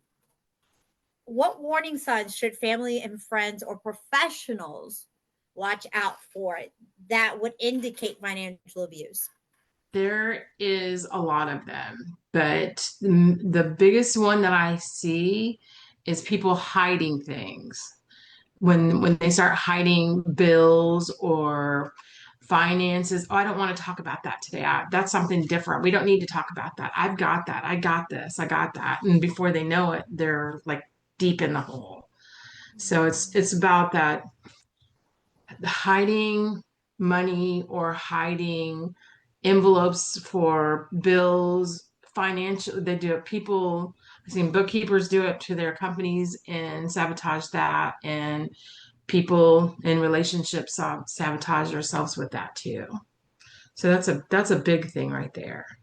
So, Evangelist, you have a question for Tammy? I do. Miss Tammy, yes. How can financial institutions and employers play a stronger role in supporting survivors dealing with financial abuse? Making sure that who they're talking to, if it's an employee and an employer, that they're talking to the employee, not the employee's family, the employee's husband or wife, whichever it would be, and making sure that they keep them safe. Because when it comes to that part of it, that can be a big asset when they leave home and they go to work. Their workplace can be the only place where they are safe. Yes. And help them, find out what they need, help them make an assistance program for people who are at work. If they have a financial situation, let the HR handle it with them and keep everybody included in it, but make sure that the employee is really safe and know that that's a good place where you can go to be safe. Thank you. I'm going to let you go ahead and hit it off with Christian. Okay, Mr. Brown. Yes. How does financial abuse contribute to why many survivors return to their abusive relationships? Good question. Thank you. You are. So here's the deal when it comes to financial abuse. It's one of the most powerful tools of control. But also we want to keep in mind that it's the least talked about. When a survivor is denied access to money, prevented from working, or kept from building credit, they're placed in a financial cage. And even if they want to leave, the fear of not being able to provide food, housing, transportation for themselves or children, if children are involved, and oftentimes they are, it forces them right back into that abusive relationship. Yeah. So the truth of the matter is that many survivors, they don't return because they want to, but it's because they feel they can't afford not to. Right. So they don't have this a choice. Right. Very This true. is why financial education is so critical. When people learn how money really works, they can gain clarity, confidence, the ability to make choices for themselves.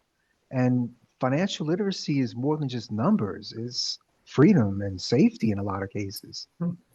Which segues right into what you were just talking about. So what are some practical steps that many survivors can take, especially today, to start regaining their financial independence? So the most important thing that survivors can do is to start with small but intentional steps. So a few practical things is to start with awareness. You want to track where your money is coming in and where it's going out, even with like a little simple notebook. Visibility is power. You want to be able to separate essentials from non-essentials. Focus every dollar on food, housing, and transportation, and of course, safety first. Also, you want to build a starter emergency fund. Use what I call the jar method. Set aside even $1 to $5 a week in a safe place. You want to label the jars or envelopes for essentials like food, transportation, savings. Small amounts add up over time, and it helps to build confidence for the individual as they go along. Rebuild credit, get a secured card backed by a small deposit. This can help survivors start fresh. They can use that for small purchases like gas or groceries, and paying it off each month will help to rebuild their credit and also their independence. Leverage free tools and resources. There's apps out there like Mint or Good Budget. They give private visibility to your spending. And there's a lot of nonprofits out there that offer free financial coaching, credit counseling, or even matched savings programs. So kind of taking advantage of these things. And also something that people in non-abusive situations often forget, pay yourself first. Even saving $5 from each paycheck, it can send a powerful message, that I matter and I'm building my future. So those are just some easy steps. They might sound insignificant. They may seem small, but together they start to build momentum. And survivors, they don't have to do it all at once. The key is progress, not perfection. That with proper education, guidance, community support, survivors can move forward and free themselves of fear. Okay, so I am going to ask you really quickly, Tammy, can you just tell us a little bit whether you're having any things coming up, your other organization that you have? It can tell us your website so that way we can find you. My business website is Cummins Financial Services. The easiest way to find it is trustcfs.com. That's for my business. And if somebody has something they need to ask a question, we do taxes, bookkeeping, and payroll for my financial business. And I try to keep it at a charge where people can afford it. How to start a budget. Somebody needs to start a budget. Go to that website. They can get my phone number off of it. It's my personal phone number. It's my business number 24/7. It's 3:00 in the morning. I might not answer it, but there's no question that's dumb or wrong or too small. And then I have a organization that I'm the managing director of, Making Change for Drowning Prevention.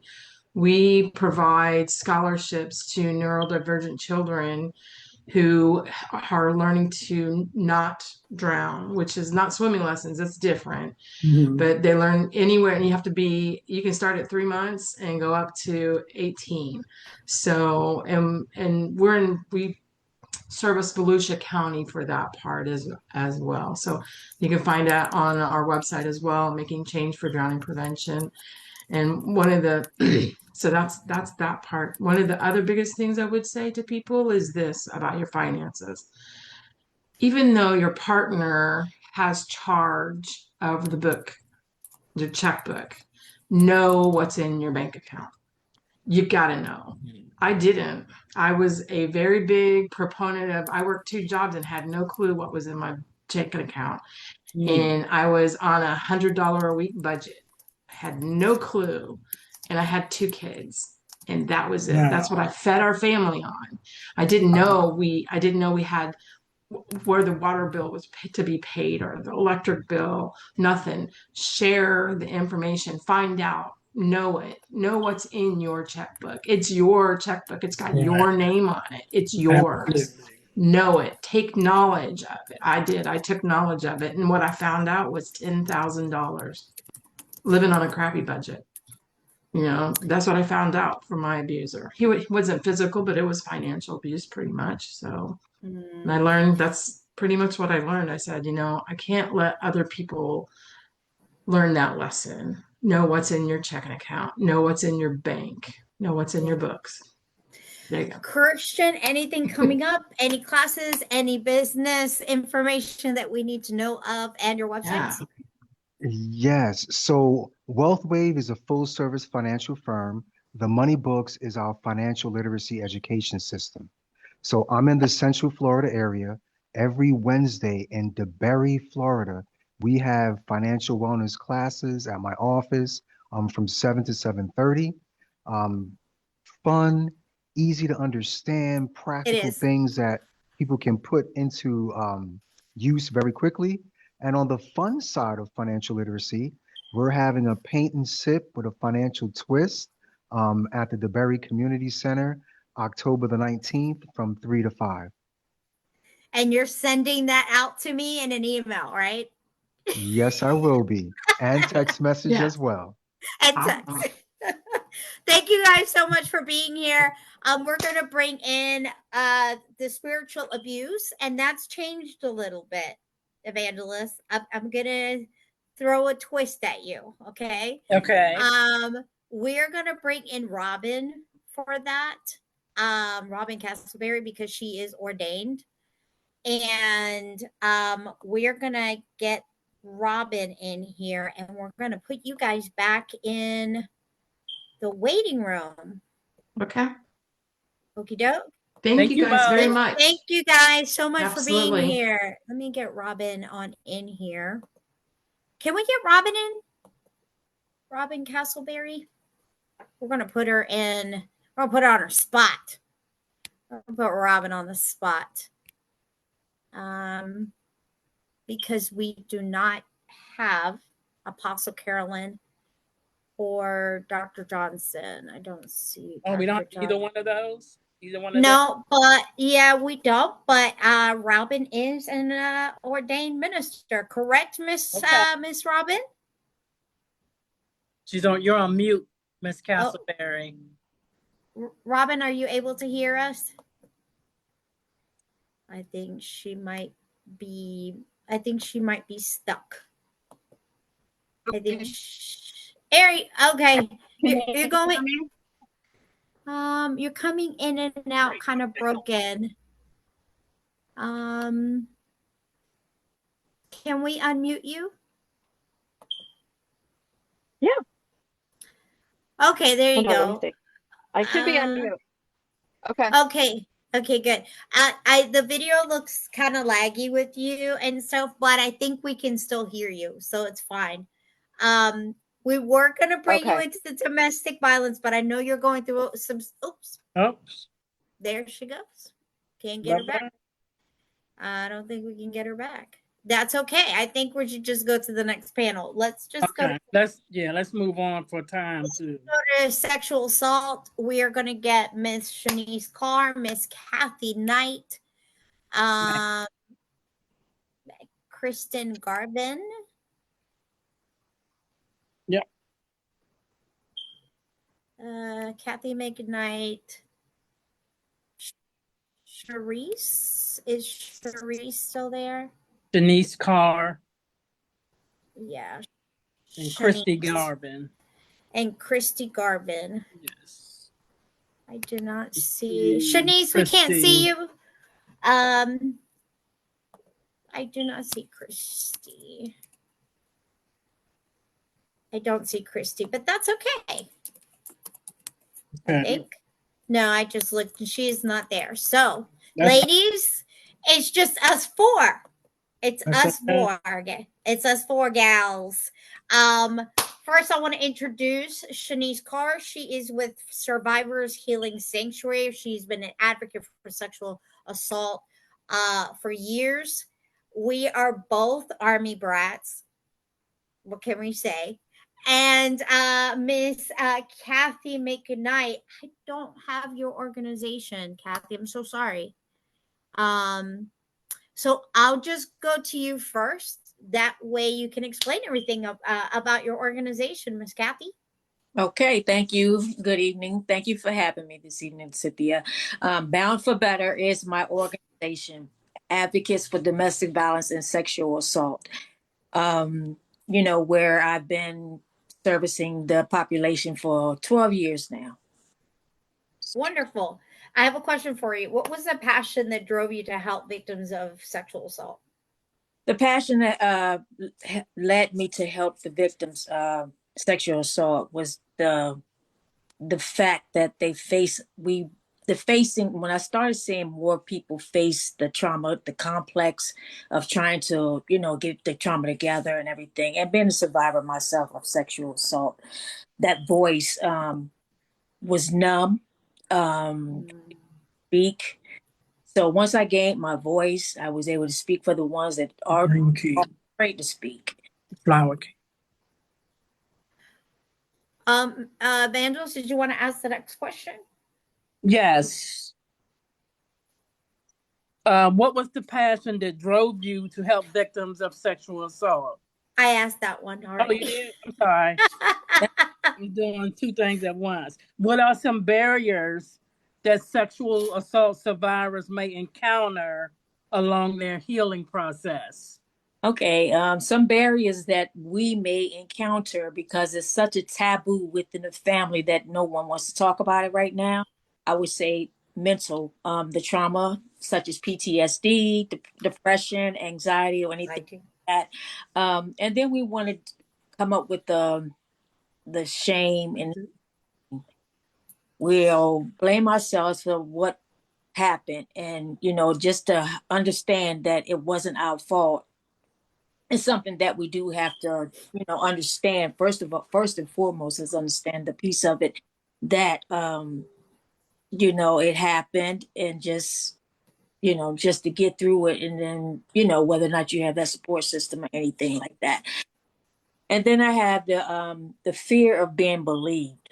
We don't, fear believe, whether it's with family, friends, law enforcement, any advocate or anyone, because that something, it can be a family member that may have violated you, or someone, that you may know of that has a close contact with you.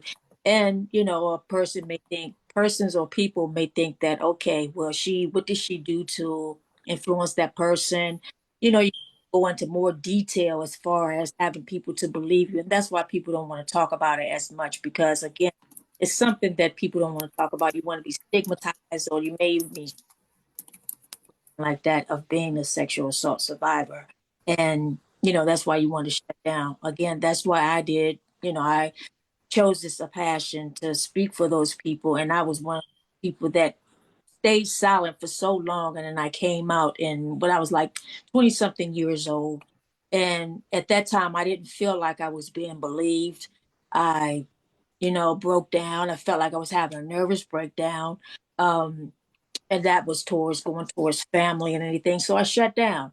And years passed now. And, I am back in therapy, where I do have a therapist, and I speak to her about, the layers of the trauma that I've been through, and just trying to get through. Like I said, it's a complex situation where, you want people to believe you. It's something like that you don't want to make up. That's nothing you want to make up. So you have all types of resources and that, we can support you with. And I just hold it passion to it, like to myself, because again, it's something that family, I would say, like in African American families, that's something we don't want to talk about. What stays in the house is what happens in the house stays in the house. Stays in the house. Yep. Yeah. Shinece, I'm so glad you're here. I am glad you're able to come on. I love you. I love you. So Shinece, my question to you is, why did you start Survivors Healing Sanctuary? You're on mute, Shinece. Okay. For there you go. I worked with a certified center for several years, and working with the population, there was always a need for more. There was a bridge in services and a couple of gaps in the community, and I had the heart and the grit to want to do more. So I bridged off and started my own nonprofit, in which we now work with so many survivors, but we have a huge prevention program, and we're just hoping to reduce the numbers. As you know, sexual assault, when you are sitting in a room with 50 people, knowing that, there's 10 or maybe 12 in that room that have been sexually assaulted, or when you look at what's considered to be that vulnerable population, the elderly, the young, people with disabilities, especially kids and kids with disabilities. And for me, it's just when you find that person that's passionate about helping this population, working through the trauma, fighting the fight, because it's not only helping them heal, but there's rights that we also have to fight for. We have to advocate for rights for them as well, and services.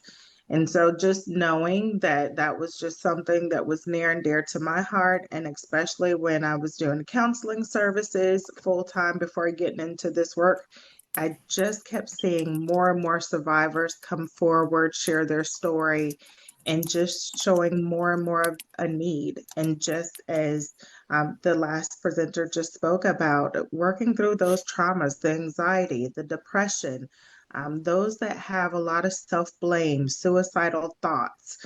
So again, just wanting to stand up, do more, be active, and help where I can and make a difference in my community. Evangelist, I'm going to leave it to you. That's good. We read that you do sexual assault in the workplace training. What are the benefits for employers to have that in place for their employees?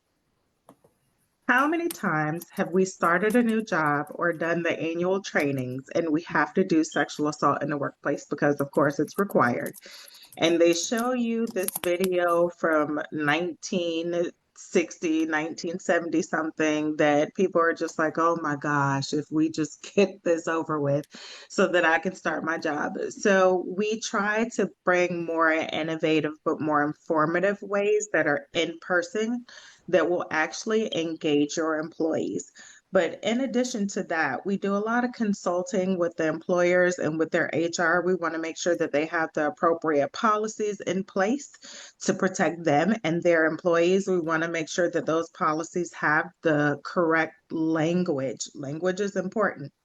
And then providing the training on sexual assault, and then also looking at the behaviors that may be perceived as sexual assault in the workplace and trying to work through those or even prevent those from happening. But then also, I think every company needs to pay attention, because we see it all the time, of its workplace and the workplace culture. We want to make sure the environments are healthy, that they're professional. Putting together those professional workplace boundaries. So we actually work with companies, with employees, and with the HR team to make sure all of those things are in place so that hopefully it doesn't lead to a large lawsuit or some liability issues, or even just making sure that their workplace is healthy, happy, thriving, and a good environment that's healthy for people to work in. Thank you so much. Shanine. Thank you. I'm going to let you take it away, Evangelist. Yes. Ms. Mcknight, can you tell us if you have anything going on, any new books coming out, any events coming up, or anything like that? Yes, ma'am, Dr. Fowler. I do have a book of poetry called Poetic Whispers that just came in the mail, and it's poems of my story, whether it's from abandonment, sexual abuse, domestic violence, rejection, and learning to forgive. I have an event coming up with a Dove release in honor of 3 women that lost their lives from domestic violence on October the 26th, which is Bound for Better Day. That's on a Sunday, the last Sunday of the month. So we're having that at Costco Park here in Maryland in honor of those 3 women that lost their lives to domestic violence. So yes, I'm very excited about that as we continue this journey to keep that alive, whether it's for speaking for the sexual assault victims or the domestic violence. And how can people reach you? I'm sorry. Cynthia. Oh, no. Lisa just came in, so I wanted to make sure that we got to her too. Okay. Go ahead. Okay. Yeah. And then, this coming up on the 18th, we're having Bosses and Brims. That's another networking, whether we're going to have resources from sexual assault, domestic violence, entrepreneurs that's, created some of their own products to sell, and basically to get the resources out in the community here in Maryland, not just going to one person or one organization, but having a variety of people. So we're doing it on the 18th. Lisa, I Thank know that we you. just got you in here, but can you just tell us a bit about PRADAV? Yes, that is my organization, Purple Ribbons for Awareness of Domestic Abuse and Violence. And what it's all about is actually I give out purple ribbons. And my statement is October is Domestic Violence Awareness Month, and we don't see any purple ribbons. And I wear purple to strike up conversations with people, whereas I can tell them a little bit about domestic violence and some of the barriers and the challenges that have come about for not only victims but as well survivors also. Thank you. Shinece, do you have anything coming up? Any events? Any books? Anything? We don't have any books yet. We do have a new magazine issue coming out. We do publish one once a quarter, and our magazines are very inexpensive, $5, and we also provide them free for survivors. We have a couple of workshops and some trainings coming up, and we are actually expanding our services into Lake County here in Florida. So it'll be now the third county that we're providing services to. And then in addition to that, we are looking to do 2 conferences going into the earlier part of 2026. We want to do an empowerment and leadership conference for females. And then we're also doing a safety circle and security conference that is more about just wellness, self-care, healing, and finding your journey. Very nice. Miss Lisa, do you have anything coming up? Any books? Any events? Yeah, I have a book that's going to be 3 parts because I am a survivor of domestic violence and sexual assault. And a lot of it, it is like a trilogy. It'll be 3 parts. But not only is it an autobiography, but it also will be a self-help book where it'll be pages where they can write and kind of process what they just read and apply things to help themselves. And then also I am adding my poetry in there because I'm a spoken word artist as well. Very nice. Go Thank you. ahead. No. It's okay. Yeah, go ahead. Continue. Yeah.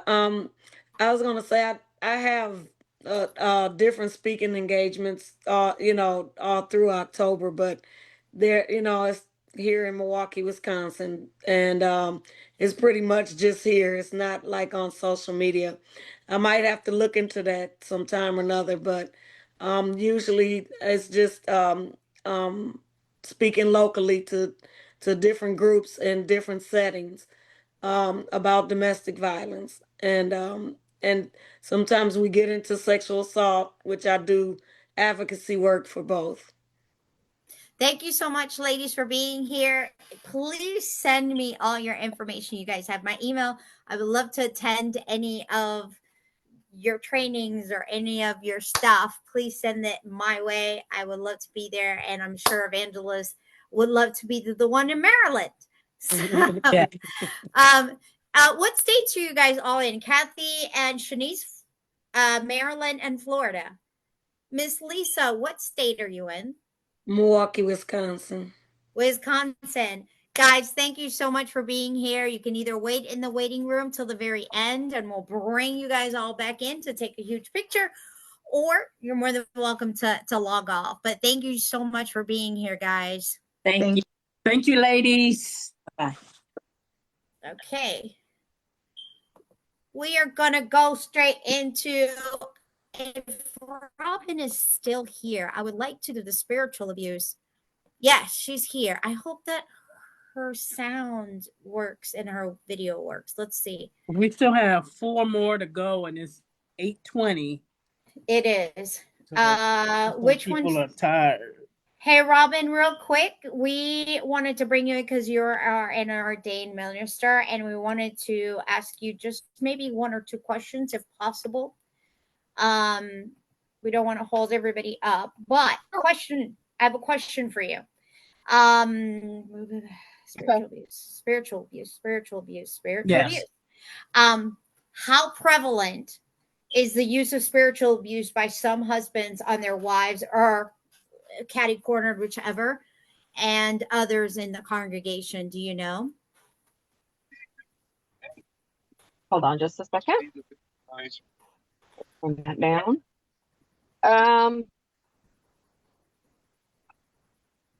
prevalent? Normally, when you're in an abusive relationship, Oh no, we lost her again. Okay. Let's go to the sexual assault panel. We're just military DV. and sexual assault. Can we go into, I think, Kathy, Sorry Ricardo? about that.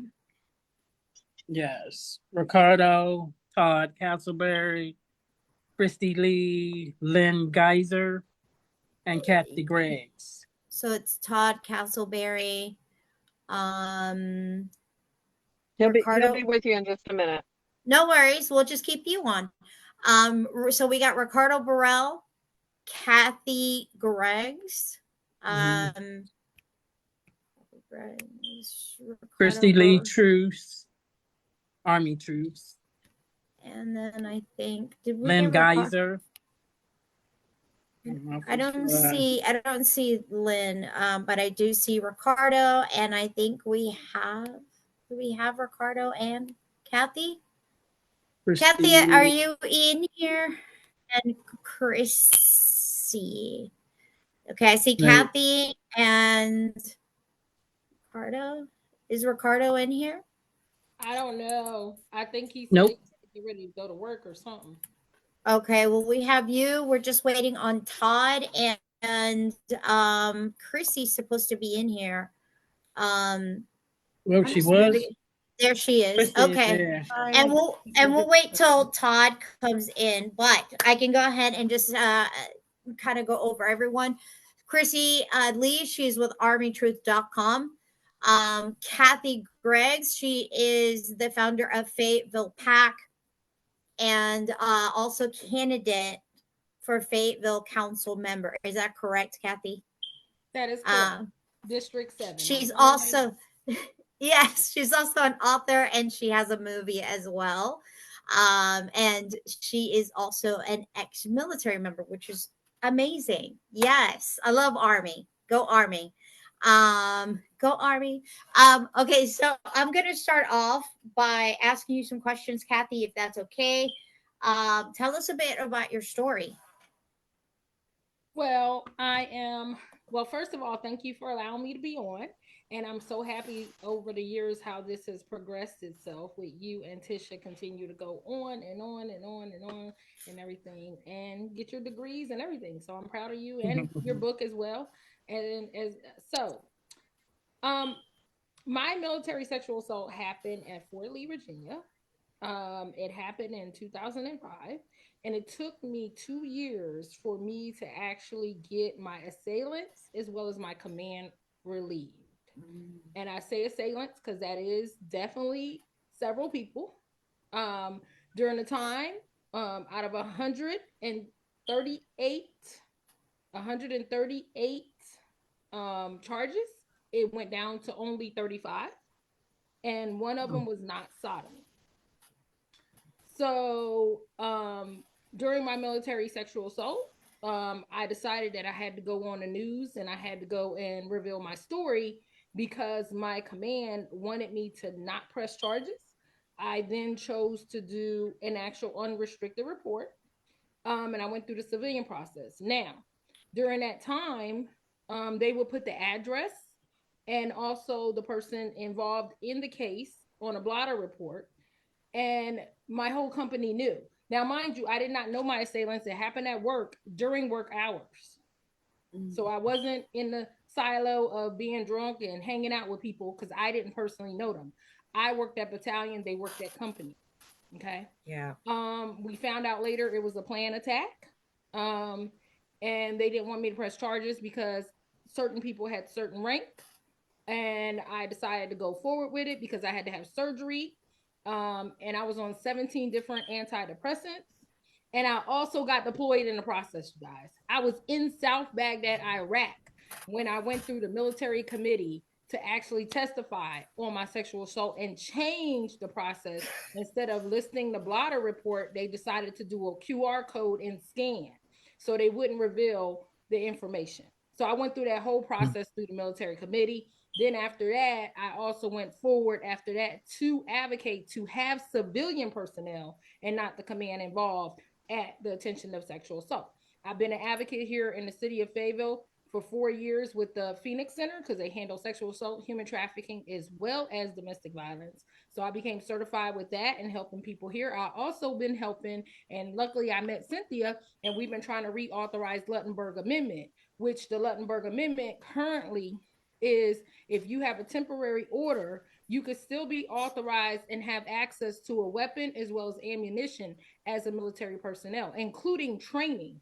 So we're trying to reauthorize that where we hold the commanders accountable for not allowing soldiers on temporary orders. We had a woman that was killed here. She was an E4 in 82nd Airborne. Her husband came all the way from Texas on a temporary restraining order and shot her in the head right here on Fort Bragg. So because of that, we need to make sure there's no access even with the temporary order. But the commanders are saying unless you are convicted of the crime, unless you have a permanent order, they will continue to train. So that's how they see it. But that's some of my story. I'm hoping we can reauthorize this as well as reauthorizing the Violence Against Women Act to change it against violence against people, because even in the state of North Carolina, they don't recognize teen domestic violence.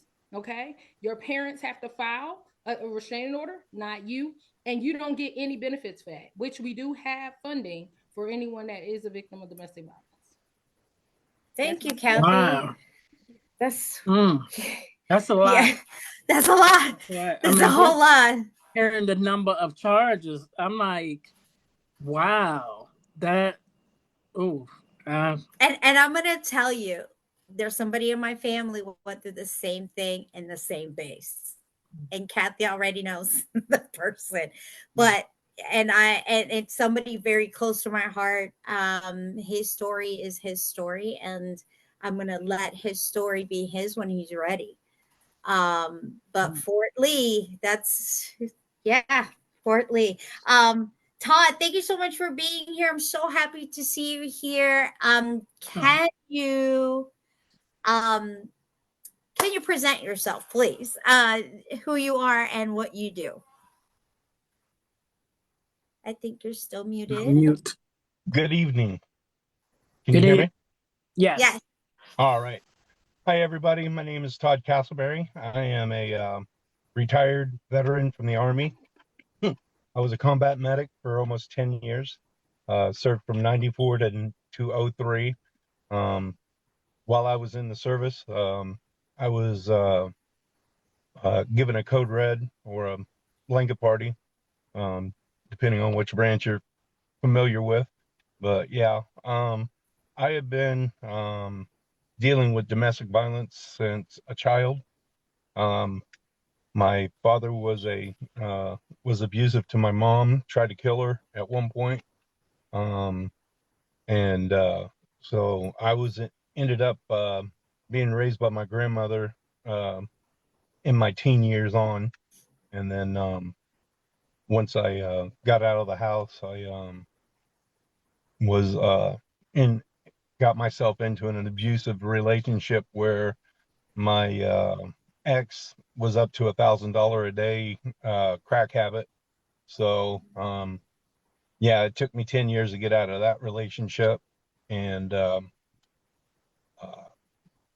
was able to get me and my daughter out of that situation.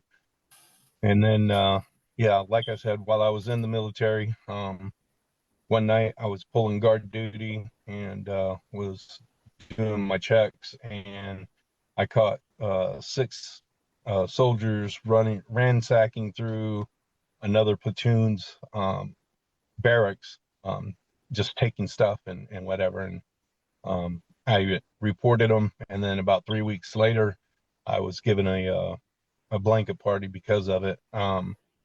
And later on, I found out that our platoon leader, was buddy with the 6 kids that they were, well, at the time I was 35 and the kids that I caught were between 18 and 20.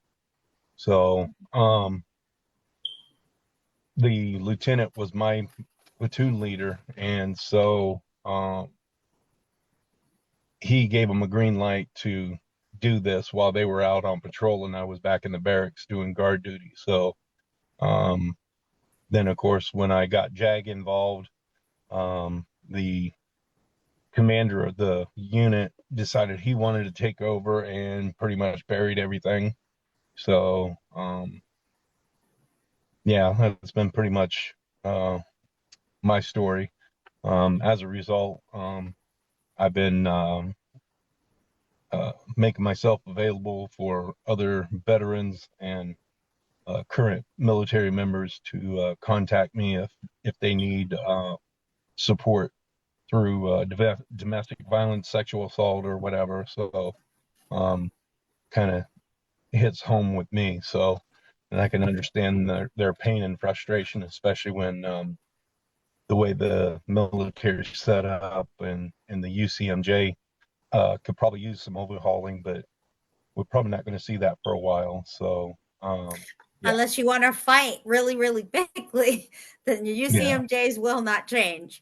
And since we are fighting an automaton, we are literally going against a titan, because it is the Department of Defense, and then also the Armed Services Committee, Veteran Affairs, Department DOD. of War now. It's not Department of Defense no more. They're called Department of War. I know. I know. They keep changing names. But keep changing names. But I know it's very difficult to be an individual who goes through domestic violence. But I have a question for you. Do you believe DV is prevalent in both men soldiers as well as women soldiers? And why do you think that reason is why they don't speak? Good question. I did a little bit of research and found that mostly female soldiers are involved in the domestic violence on base, but off base it's the other way around. The men are usually the ones that get abused by their spouses off base. So that was pretty interesting finding. And I think a lot of that is because of off base. Family members don't understand that they're still regulated by UCMJ, and that the military spouse is still responsible for their actions and their behaviors. And so, but out of sight, out of mind. If you're not on base, you don't think about that. The other thing with it being on base, the frustration is there's different factors that go into it. Deployments, usually domestic violence is more prevalent after a second or third deployment, just because of the frustration of coming home and for whatever reason they just are not on the same page, and it usually tends to first be more verbal, and then later on it increases and bumps up to physical. So but yeah, the female soldiers are usually 2.5 to 4 times more to be more domestic violently involved with their partner. So, but another aspect is with men, they don't like reporting any of that because it makes them look weak. It also chain of command, retaliation, and all that other stuff. It's just a lot of soldiers just don't report it because they feel stigmatized about it. So underreporting is part of the problem, but it still happens. And so, yeah. Thank you, Todd. Christie, can you tell a little bit about your story? Yeah, so I was in Fort Huachuca, Arizona, and my ex-husband broke my neck in two places, my arm, and gave me a traumatic brain injury. I was actually in the end medevaced out of our place on base. My children saw that I was medevaced and all that. And so that's kind of where my story begins. But the thing that was really bad was I didn't turn my ex in right away. It took me a couple days to make that decision just because my brain was scrambled. I was like, what am I going to do with these children? He's a soldier, and super long story short, when I turned him in and told the counselor that I was working with, or that our family was working with, that he had done that to me, she turned around and told him immediately. And what he could have done was gone to the other room and killed us. But what he decided to do was wire every bit of money we had to an offshore account to somebody. And that's neither here nor there. So moving forward, this October 11th would be 13 years since the assault happened. I still am dealing with litigation on a regular basis in court with him because the Army never charged him.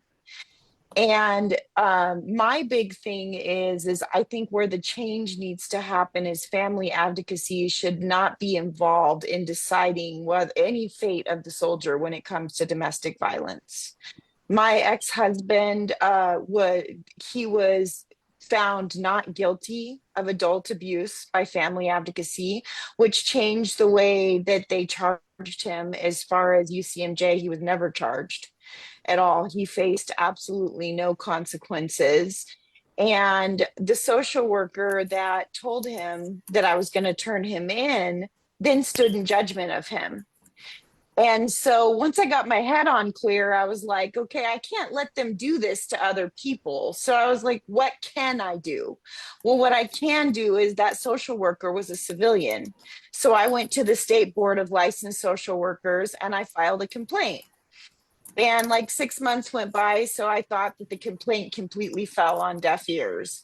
But then they called me and said, can we combine your case with another case when we bring her before the board? And I was like, absolutely.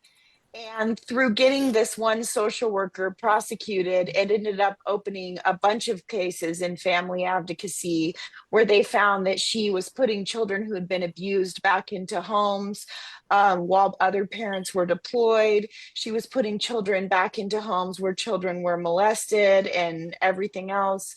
And the end result was they said she had to have all this remedial action in order to be able to keep her license. And what she ended up doing in the end was saying, I don't want my license. So to me, that was a win because I think all in all, they said there was 136 people that they knowingly had record of her victimizing and the way that I was saying. And I've had other commanders come to me and say, because of your case, I changed the way that I look at domestic violence. So it's very small.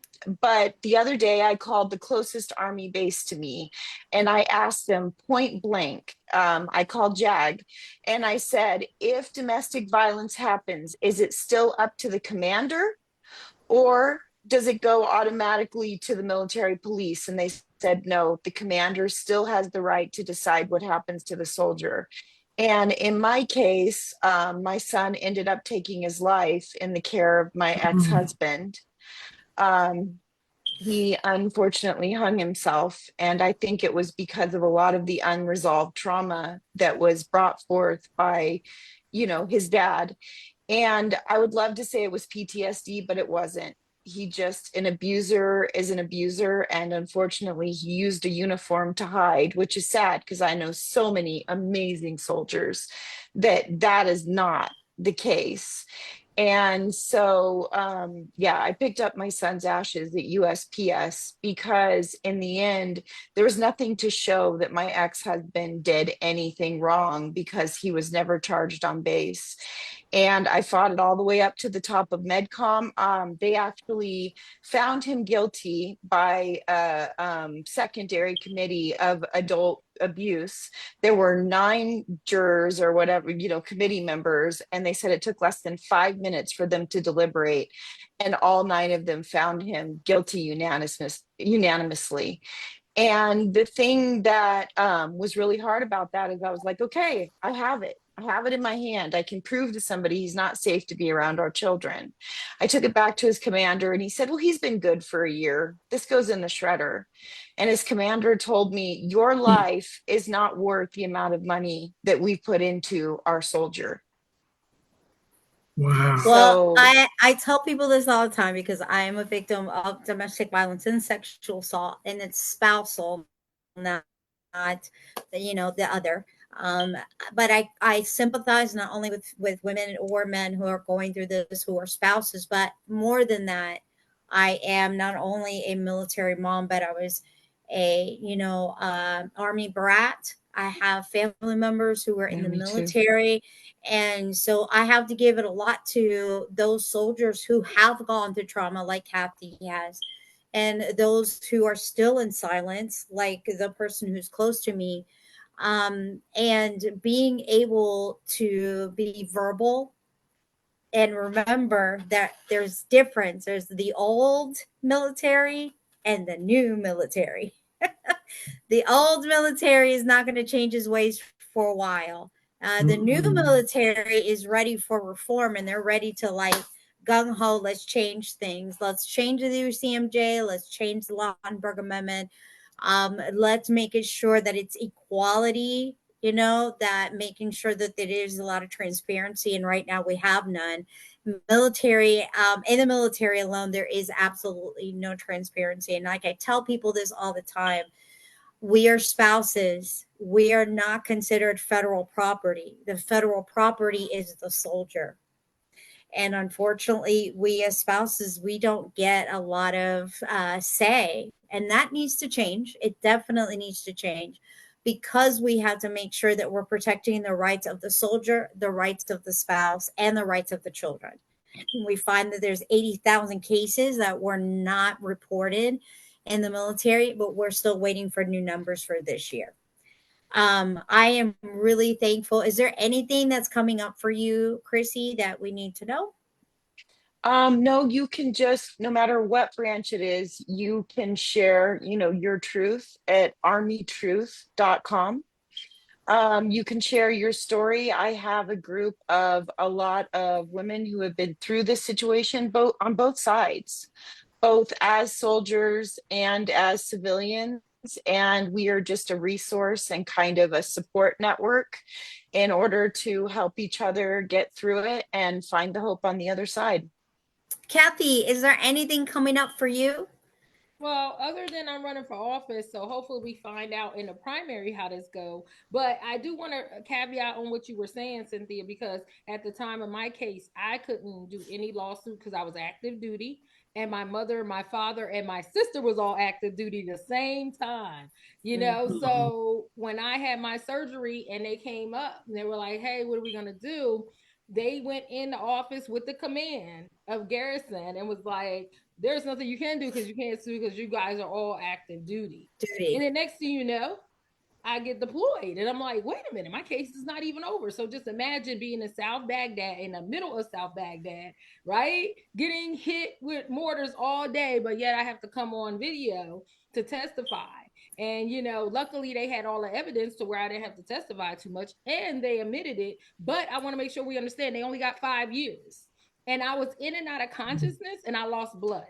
So I just want to make sure we're clear that I almost died during my attack. So, and I had 3 surgeries. So as a single mother. And I stayed in the Army even after that for additional 8 years. I want to make sure you understand that, because I felt I had to continue this fight for everyone. And my soldier was sexually assaulted while I was deployed again in Serbia here, and he wound up killing himself right here on Fort Bragg. So I understand all of that. Thank you. Thank you, Kathy. Guys, you guys are a wealth of knowledge. I know that we lost Todd, but all of you guys just are tremendous. Continue the work, boots on the ground. I know that, we're working on a bill called the MFPA, which is Military Family Protections Act.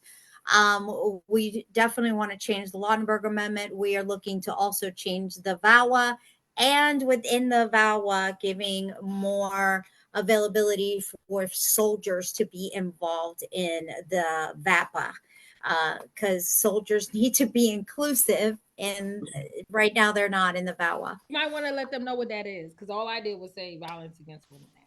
So you might want Oh, yes. let them know how long this act has been around, because it's been around. Oh, it's been around since 1972. Exactly. But the only reason why the Victims Against Women's Act started was because of women in the workforce and they being assaulted, sexually assaulted, misused, abused. And so the Victims Against Women's Act does need to reform. It does need to change the language, the verbiage.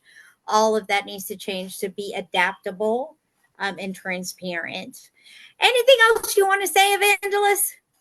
No, this has been very enlightening, eye-opening, disheartening, unbelievable, like a number of things all at the same time. Interesting as well.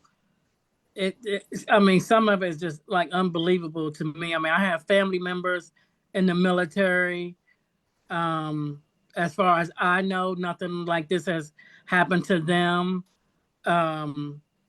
It's just really sad on many levels, but that you fighting for your country, and then something like this happens to you, and you're kind of swept to the side, where it really makes no sense. Or they silence your voice, but I'm here fighting for my country, and then Right. I'm taken advantage of, and now you tell me I have to be quiet when I'm put on the front lines to be killed, among other things. It's just really, really sad. But again, the best thing we can do for those who are in the military is keep speaking, keep sharing your story, because somebody that will hear somebody tonight that spoke on behalf of military will get the courage to tell their story to somebody else. So keep doing what y'all doing, Kathy. I know you're gonna keep at it because you're that fighter. Just keep going at it. Don't stop until we see the results we want to see. So silence kills it, but we're going to speak up and speak out no matter what, no matter how many times we tell the same story over and over again.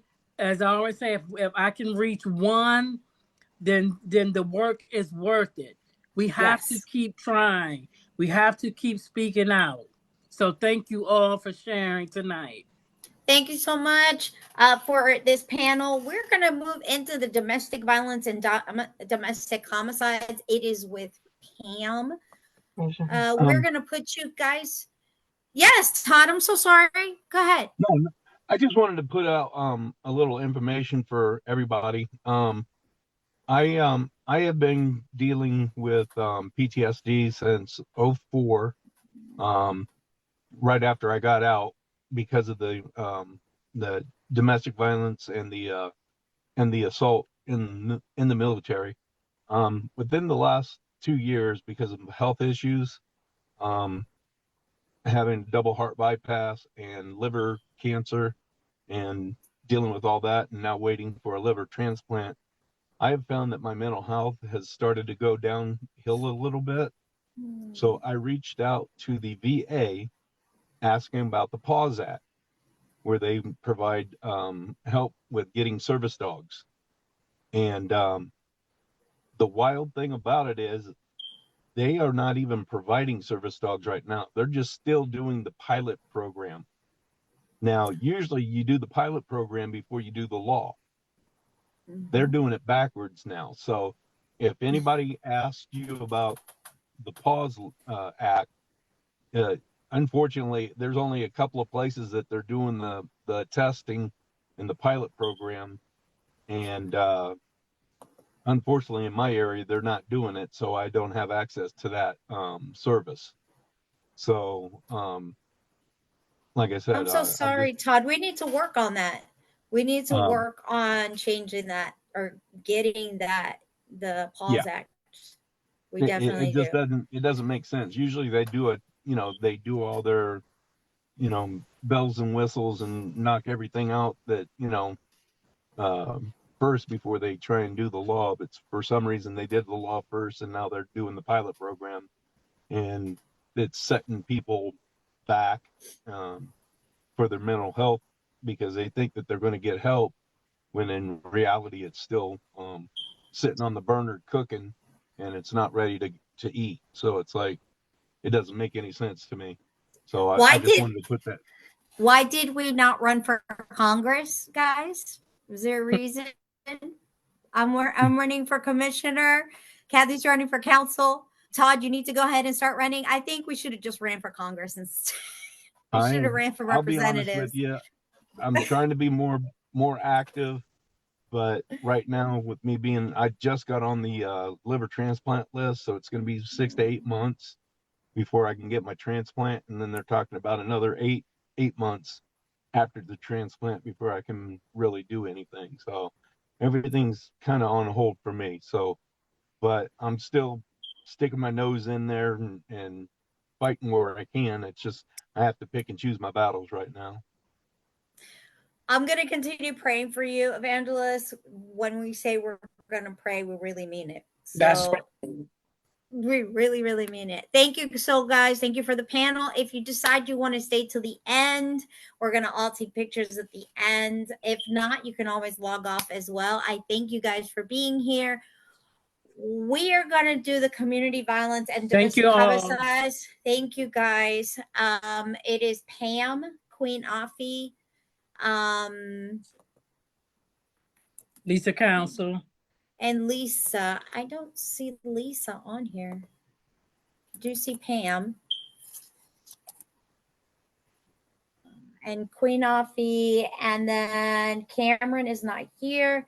I don't see Lisa. I don't see Lisa, Evangelist.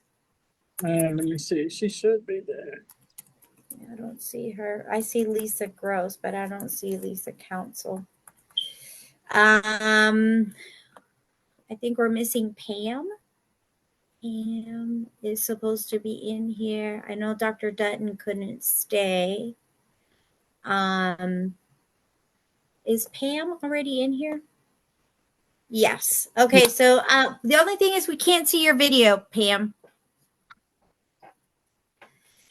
Ladies, thank you so much for being here. I so appreciate it. I know me and Evangelist are both appreciating your being here. I'm going to let Evangelist take the reins right now. 1 second. I think we're missing Pam. I think she's going in and out. There you go, Pam. You know what? I'm just going to go ahead and just dive on in here. Did you want to go ahead and go? Go ahead. Go ahead. I was trying to mess. Hey, Pam. Thank you, Pam, for being here. Pamela Whitaker, she is with the Pam and Tiffiney Foundation. And Queen Offie, she is a mental health counselor, what is it called? Homicide trauma specialist. Am I right in saying that? Thank you. Okay. And so Pam, I'm going to go dive into you. I want to find out, can you tell us a bit about your story, about Tiffiney's story, and exactly why you started the foundation? Lisa says she's on. Lisa Counselor is in the waiting. Okay. I'm going to get her in. And Pam, you can go ahead and answer that, and I'll get Lisa in. Okay. Can everyone hear me? Yes. Yes. All right. Can y'all see me as well? Yes. Yes. Okay. First, a little bit about the Pam and Tiffany Hope Foundation. My name is Pam. It's actually in remembrance of my best friend, which her name was Tiffiney. I am a 501c3 nonprofit organization. We are stationed in Rocky Mount, North Carolina. So that's pretty much how the foundation started.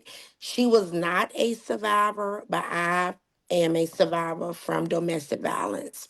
She lost her life at the age of 18 in 2002.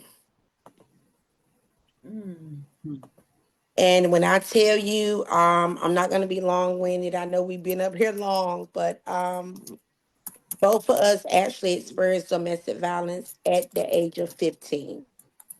Neither one of us experienced it or saw it at home. I did not grow up around violence. My mom and my dad did not fight as far as with her family. So we actually experienced it from our significant other, I'm going to call it. But the signs was definitely there. But back then, friends don't tell on each other. We thought we was young, ninth grade in high school. So, the signs was there. I mean, the bruises, we covering it up with makeup. We don't want to tell nobody. So, when her life was actually cut short when we graduated, I had a lot of guilt. I'm going to be honest, guilt. I felt like a lot was my fault because I did not speak up about it. If I was truly a friend, I should have prevented it. So, couple of years later, I was 23 at the time. My life kind of took a turn. Let me just say that. The signs was there. I just couldn't hide it anymore. When I turned 18, my parents, I kind of couldn't keep hiding it. I lost a lot of my tooth at the age of 18 from a lot of physical. So at that point, my parents started finding out about what I was actually going through. And my life changed when I turned 23. I was actually shot with a 22 caliber in the side of the head, neck, and chest. So, Pamela, I'm telling you. Evangelist, did you want to go ahead and introduce Miss Queen Afi and ask her question? Yeah. Wait a minute. Okay. Well, I'll have, excuse me, y'all, I'm trying to fight a cold. Mr. Fee, can we have you just tell us a little bit about yourself before I ask you your first question? You're on mute. Hello, peace and love. Hello. Hello. Hello. All right. God bless you, survivors that are here. yes. Yes. All right. Equally blessings to you. Blessings to you. I am Queen Afi, the founder of Domestic Violence Wears Many Tags organization. I founded the organization in 2008, and I wanted an organization that would do education as a resource. So we educate on those many tags of domestic violence: verbal abuse, emotional abuse, financial abuse, sexual abuse, and physical abuse. And we do this with women, men, teens, boys, and girls alike. Just helping them know those red flags, know the definitions of the tags, and then create conflict and resolution settings, role play stuff. So my young people, because I do a lot with my young people because they in these relationships that are just crazy. And so that is what I do in the community.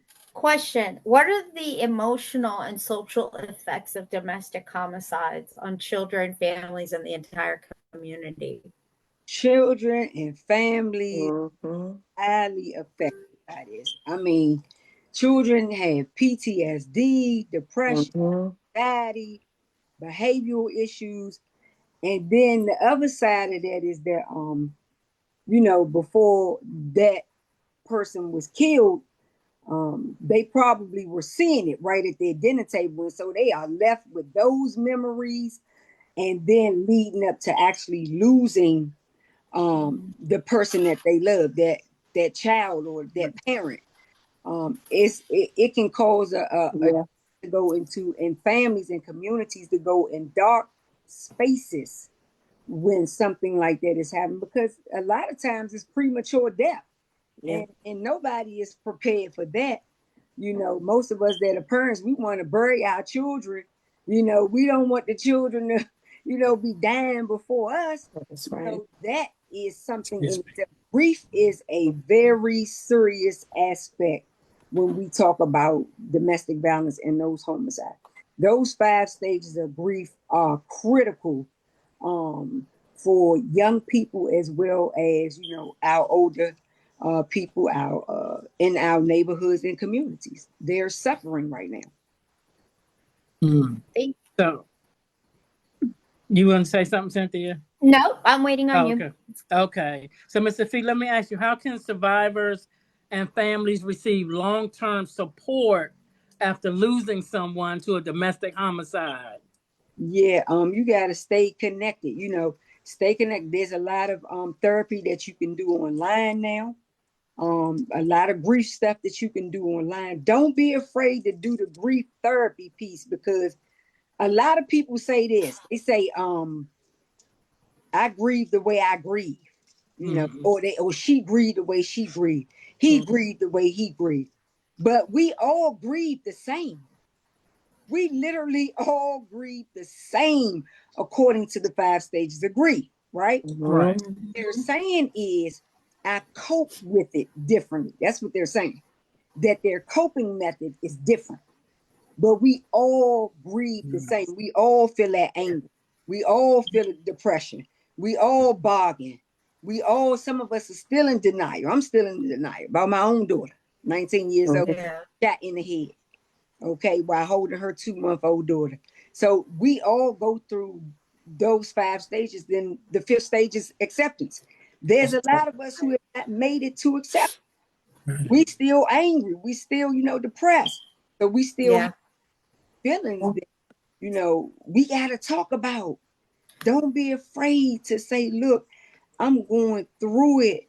I want to know more about, the grief that I'm feeling and how I can begin to identify, process, and start moving into more of a healing space. Yes. Grief is going to be one of your first places. You can do that online. You can take groups online. You can take personal counseling online now.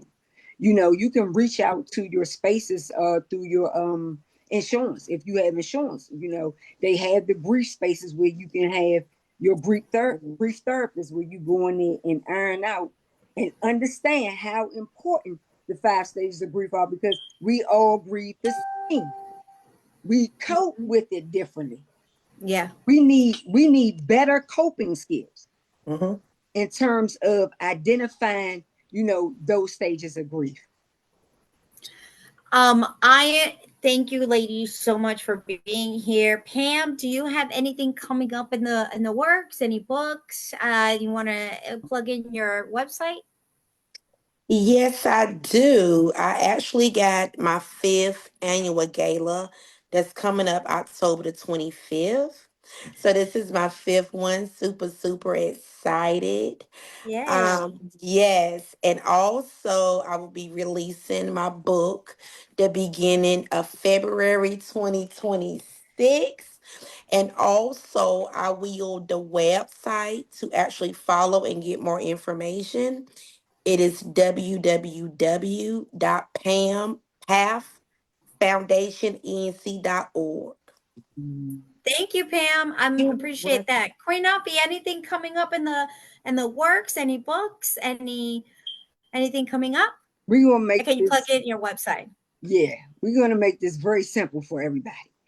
Type in on your Google search DVWMT, and everything you want to know about domestic violence with as many tags and Queen of Fee will come up on a search for you.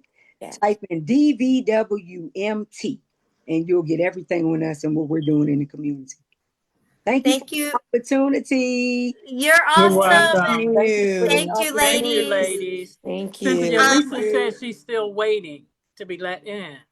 I'm looking. We need to hear from her. I'm trying to find her. Is she T. Maya Simmons? Is that her? That's her daughter. Okay, that's why. It's got her daughter's name. Okay. Sure, it's her though. Yeah. There's Miss Lisa. We saw a different name. It's the name, it threw us off. The name threw us off, Lisa. I can't hear you. You're on mute.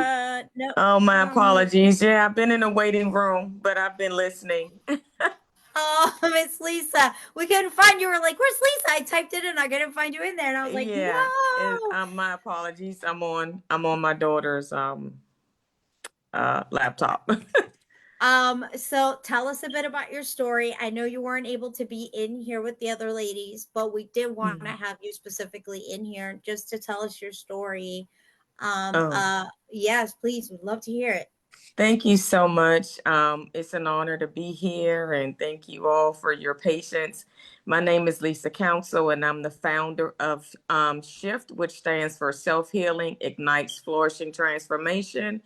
And I am Linda's Voice, which is an organization in honor of my only sister that I lost to domestic violence 32 years ago. My sister Linda, she was brutally murdered by her husband in front of their two children who were 8 and 2.5 at the time.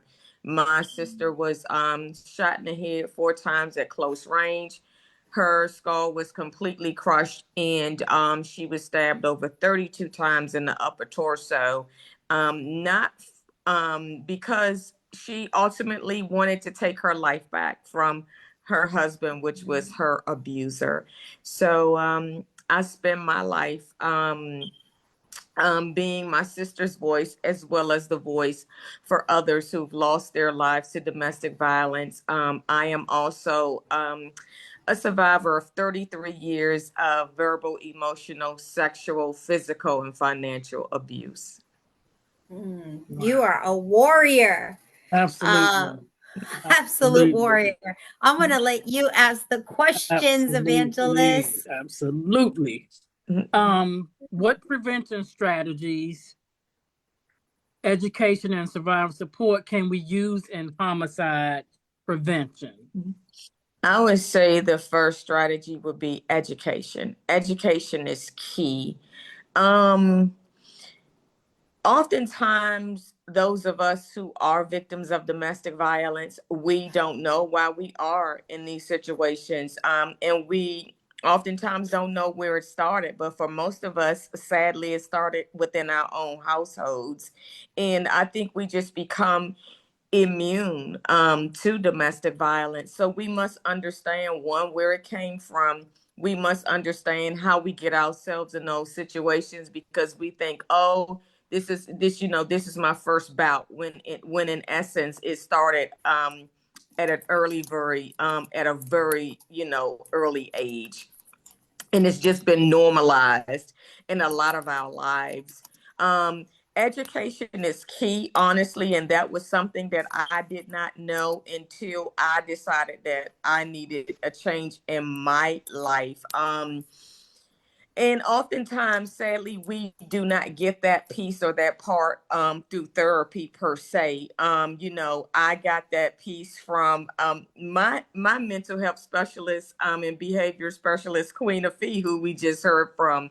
And it was through Queen that I was educated on the strongholds of domestic violence, and it made me better understand domestic violence. Also, I think it's key that in one of those strategies that we understand that if you're living in a household where there's jealousy, stalking, substance of misuse of any kind, all of those things can ultimately lead to an individual or individuals losing their lives. Victims are 7 times more prone to being shot and killed by their abusers. Also, is if there is a firearm in the home. So we have to think about those things. Is there a firearm in a home? Has my abuser ever threatened me before? One of the key things, the takeaways, is that we have to take our abusers' threats seriously. Most definitely. We must not think that he or she will not potentially take your life. If they are threatening you, you must take their threats seriously. Oh, we say, oh, he or she is just having a bad night, or it was a bad day at work, or, the money isn't coming in the household the way that it should, or the way that we want it to look. If your abuser is threatening you, then you can potentially lose your life. Also, another strategy, which is very important, is if you're in a space where you have had enough, male or female, you have to strategically plan your escape. You cannot do it alone. You need to do it with an advocate. You don't need to run and tell your family and your friends, hey, I'm thinking about leaving him nor her. We have to have resources in place, and you must do everything in secret. Every single thing must be done in secret. With my sister, she decided that she wasn't going to leave, but she was going to put her husband out. And the night that she put him out a week prior. That gave him enough time to strategically think of his own plan to take her life. And that's what, in fact, he did do. So even if we want to escape from our abusers and we're not leaving because the home may be in your name, or that apartment lease may be in your name, you have to strategically plan these things, or you're putting your life as well as your children's lives, and in some cases your family's lives, in danger. Yes. Actually, there was a case in North Carolina where the victim left with her children to her parents' house, and he brought kerosene and put it all over the house and burned not only the parents, the children, and the victim all together in a house. And so you're right, we have to maneuver in secrecy. We do have to, like I tell a lot of my victims before they become survivors, you are on a witness protection program, meaning no utilizing your old phone. That needs to be going away. Right. No being on Facebook or Instagram or Twitter or any of that. You are on the witness protection program until you decide to go to court. Then you can show your face with an advocate. And if not, don't go at all. Let your lawyer handle it. Let them be there for you. That's why they're there. Let the state attorney's office take care of it. They're now prosecuting. But Miss Lisa, I love you so much. Thank you so much for being here. Anything coming up? Anything new? Anything we should know about? Sure. I do have a monthly podcast, which is Shift, which stands for Self-Healing Ignites Flourishing Transformation. We air monthly. We have guests on from victims to survivors to mental health behavior specialists, therapists, giving us, their life stories, and just hope and inspiration, because those are two of the key parts that sometimes we are missing as victims and survivors. We just need someone to give us hope. We just need someone to inspire us. So that's a monthly podcast that I have that comes out on the second day of each month.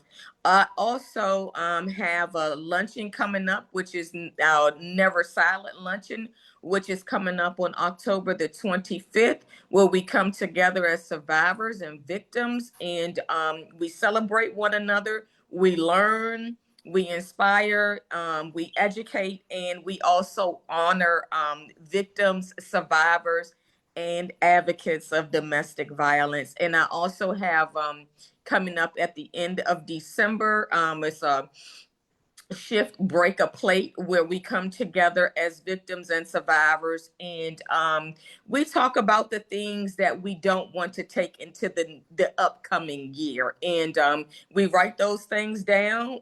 We pray over them. We declare and decree what we don't want and what we do want, and we actually go outside and we stump those plates. And so those are the things that I have coming up for the remainder of this year. Thank you. That's such a great, I totally get the objective of the breaking of the plate. I usually tell people either write a letter, seal it and burn it, do the plate. You can also do the balloon where you can tie, any kind of information and let it off into the air so that you can know that you're proceeding, that you're moving on, that it's a new level, a new place, and a new time in your life. So Yes. thank you, Miss Lisa. Thank you so much. If you want to wait in the waiting room, we're going to let people back in at the very end, but we're thankful for you being here. Thank you for having me. We are going to move on, and I'm going to move not only the human trafficking portion of this, but the teen dating violence altogether, so that because we're almost wrapping up, it's getting a little late. Yes. So we're going to do all of we're going to have Mia, Lindsey, Veronica, and Tanikia. And the reason why I wanted to put them together, the teen dating violence and also the human trafficking, is because a lot of this stuff happens to a lot of the teens. And I don't have nothing on human trafficking. Oh, yes, I do. Okay. My bad. Okay, I see it. Don't you say that to me. I see it. I had it covered up. I think the people who we need are not here. Yes, no, maybe. Yes. So we're missing. Yeah, we got Mia. Hi, Mia. Hi. You were just like, I'm almost there. I'm I know. at the end. Here I am. I was like, what's going on here? Mia, we're gonna have you together with Veronica because we don't know. And I think Lindsey, I don't see anybody's videos. And I don't see just me right at the end. I know. We are missing Lindsey. I did see her at one point, but we don't see her now. And Veronica, there we go. What about Tanikia Washington? Yeah, she's not in here either. That's okay. So the reason why I put human trafficking and sex trafficking together with teen dating violence is because not that it happens all the times with teens, but the highest percent of them is teens, those who are in the beginning stages of teen all the way to young adults. And so the reason why I brought you both here is because, one, Veronica, you do deal not only with domestic violence, but you also do a lot of things with teens as well. Right. And Veronica Life, she is with Purple It Up. And Purple It Up does everything from sexual assault to domestic violence to she does it all, teen dating violence. And so, question, how should we as adults continue to meet the needs of teens in crisis going through teen dating violence? That is a very healthy question. When it comes to our teens, you see, and children, because I was doing some more study behind the scenes with them, a case that I just got. And these are kids under 6. So it's rooted in the foundation. So we creating awareness, increasing it in every spectrum of domestic violence. That includes from sexual to mental to physical to spiritual. Okay, it's a physical, mental, and physical thing, and it started early within your childhood, whether you're a child of victimization or either or you're going to be a victim. You're desensitized. So with our teens, it's very important as a parent, as a person in a community. I don't have children yet, and so a lot of the kids I work with, they're like, don't say that you're not mom. You're our mom. You're our Reverend Mom, even is the name that was attached to me. And just listening to them without judgment. Educating yourself. As a parent, you're not, or as a person dealing with kids, you're not given a guidebook about this little loved one, but you're given the love. So you got to use it. You got to know your child. So educate yourself, not only academically and keeping up with what they're maybe into with the internet is all at the fingertips. There's a 5-year-old that know how to unlock my computer if I get stuck. That's how they're wired and ready to handle all this information. So you want to provide healthy resources, empower, not control. And simply, you just want to give that attention to being aware and knowing your child and how their temperament goes, especially when they're teening, pre-adulting. You got to not, that parenting, know that if it's not done K through 12, that's usually the window. If they don't have all that home training, you still, while they're in your house and while they're growing and they're teening and they're adulting, you can get that. So empower that.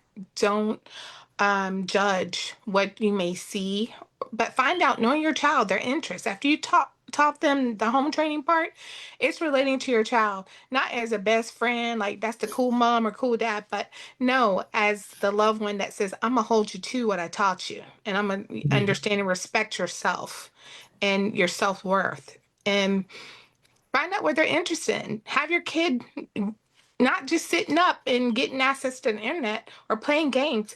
Interact, active, active sports. There was a saying, go old school.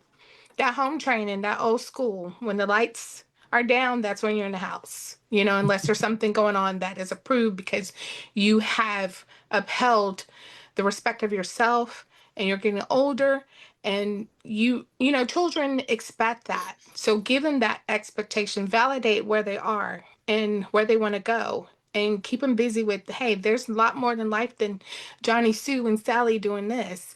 No, it's about what you want to do, because now kids are graduating with degrees, full degrees, Yes. even doctoral degrees by the time they graduate in high school. So they're going 1, 2, 3. And then the benefits of that self-awareness. And there we are dealing with financial abuse. Yeah. Relating to that. Evangelist, do you have any questions for Miss Veronica? I do. What are some red flags that parents can look for if they suspect their teen is going through teen dating violence? Withdrawal, academics change, social life change, how they dress, and what they're communicating about. And then a key thing that really struck my interest, if you see, you talk to your child and you raise that child and Johnny or Susie is getting into their teens, and just how they think they have to do things to get approval, or they have to be the in, or, or isolate. It's those spectrums, those things that you need to say, hey, I'm glad to see that you're taking initiative, but I'm here. I want to be here, and let that child know you're here, not only as a parent, but you love, and knowing and reassuring them about healthy love. So there's characteristics when they start doing those things, or getting angry, mood changes, all of that is something to, hey, note. That's a flag for me. And I want to make sure you good would know how to handle yourself. Whatever situation, I trust that you are. Put that into you. And that's being a healthy parent in that aspect, not living your life through your child, but having your child understand they have their life to live, and you have set them up to be their best, and you hold them with that expectation. And during conversations, and being that I don't have any kids is funny. Parents always say, how do you get him or her to do that? They would look me down like I was a plague. I said, it's the expectation. And you being understanding where they are and listening, and then saying, hey, you got a goal on that. I challenge you. And kids love to be challenged and win. And showing that they can. That nips a lot of that in the bud, at least opens the door to that conversation. And then educate your child that, yeah, all of this is at your fingertips, but there's a time and a place. And if you're going to go into a direction, make sure you empower that for the good, because that's what I'm doing. And that's why I had you. I believe in you, and everything around you, encouragement. Yeah. Mia, I'm so happy you're here. Human and sex trafficking is like close to my heart. I'm going to tell you why. I have found more cases here in Florida that have to do with human and sex trafficking more than I have anywhere. Not that I didn't see them in Washington, D.C. or Virginia. Maryland, of course, has a lot because of Baltimore and the waterways, but certain areas in the United States have so much human and sex trafficking. And I know you're part of the Valkyrie, well, you started the Valkyrie movement. And so how do you define human and sex trafficking? Give us a little snippet. So in a little bit about me too, I'm a survivor of trafficking and domestic violence and sex assault. I'm also an investigations detective in law enforcement, and this actually went on while I was a police officer. So I just wanted to share that because I want people to know that it really can happen to anyone. And we can unfortunately find ourselves in those situations where we never thought we would have. But I think it is really important to define what it means and what it is, because I don't think a lot of people know the definition of it. Yes. And it happens a lot more than people think, and it also happens in domestic violence relationships more than people think. It's just about whether or not we understand what it is. So the federal definition of human trafficking is a crime involving exploitation of a person for labor, services, or commercial sex acts through the use of force, fraud, and coercion. And I think that's the most important part. Yes, The framework is the AMP model, which is there needs to be an action, which is like recruiting, harboring, transporting, providing, or obtaining the means between of force, fraud, or coercion. But that doesn't apply to minors. So that's the other thing that people don't understand, is that people will talk about, well, that child initiated it with me. Well, we have to understand that kids cannot consent to commercial sex acts. So that is a huge portion of it. It's not an excuse to participate in those types of things. And we have to change our thinking around what trafficking actually is, because kids are victims of it all the time. And I always hear the excuse of, well, they initiated it with me, which is just not an excuse. And then the purpose, which is the goal to exploit the person for a commercial sex act or for labor or services. The thing about the different parts of it is that sex trafficking is a recruitment for harboring and transportation or obtaining a person for a commercial sex act by force, fraud, or coercion. Again, it doesn't apply to minors. That's people under the age of 18. And then forced labor is subjecting a person to involuntary servitude, debt bondage, or slavery through the use of force, fraud, or coercion. One of the things that I didn't really even understand when I looked over the definition was, what is a commercial sex act? Because I think that people, when they hear that, they think of the traditional organized crime. And a lot of people who talk about trafficking talk about the traditional organized crime. But I think that it happens more often in familial relationships and like domestic relationships as well. And so a commercial sex act is it is any sex act which anything of value is given or received by any person. It doesn't always mean that someone has to pay a trafficker for a sex act. It could also be the trafficker themselves paying or providing them with something to the victim for a sex act. So, or forced labor. So I talk a lot about sex trafficking because that's what I was involved in. But it does also apply to forced labor. Yeah. And that can be, somebody saying, hey, I'm going to give you my credit card, just don't tell anybody that we had said, especially with like an adult and a child, having a sexual encounter with a child and saying, hey, but here's my credit card, I'm going to buy you some stuff. Just don't tell anybody about that. And that happens a lot.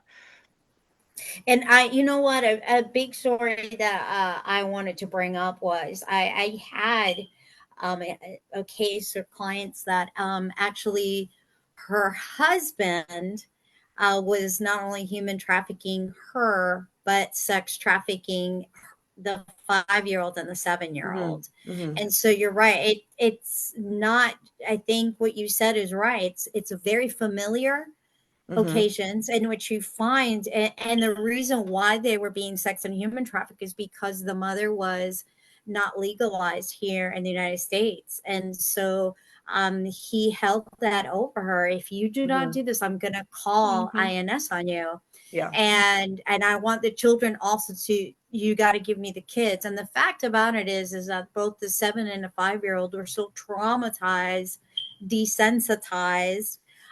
They didn't know reality anymore. And it's sad it's true what you're saying. It's such a familiar place where they feel comfortable. And unfortunately, that comfortability comes in a place where it comes in a recruiting tactics almost, And Cynthia, I think that the one thing that I just want to say to people is that people really, really are hard on themselves when they don't come forward. And I think that that is really difficult for a lot of, like, I'm in law enforcement, so I think it's very difficult for a lot of people in law enforcement to understand, well, why didn't you just say something? Why didn't you just come forward? Why didn't you report it? And the thing is that I didn't talk about it for 7 years, and I was in law enforcement. A big part of that is just the shame that comes with it, and it's complicated. I didn't understand, even though I worked in it. It doesn't even make sense, right? I worked in it. I arrested people for it. I helped victims. I did all of those things, and I couldn't even recognize it with myself because I felt like it was my fault. I didn't explicitly say, I didn't punch somebody in the face. I didn't explicitly push somebody off of me, but I was getting beat up all the time. You cannot consent to sex when you are getting beat up all the time. And also, someone who is saying that so I had the portion too where there was payment and things like that from other people, but also, there was an aspect of, he paid for my car, and he, told me that if I said anything about it, that he was going to take my job from me, if I was going to go down with him. And there was a lot of that force, fraud, or coercion on his part. And I didn't understand any of that, and I was working in it. And that's interesting. Evangelist, is there anything else that you would like to ask? That's hard to hear, because that's like when you don't know something, you can't really do something about it. That's And it was hard too, because when I finally did realize it, which was crazy because I was still in law enforcement, I was going through a training about trafficking, and I was like, I sat there and I was watching this training, and I'm like, this is what happened to me.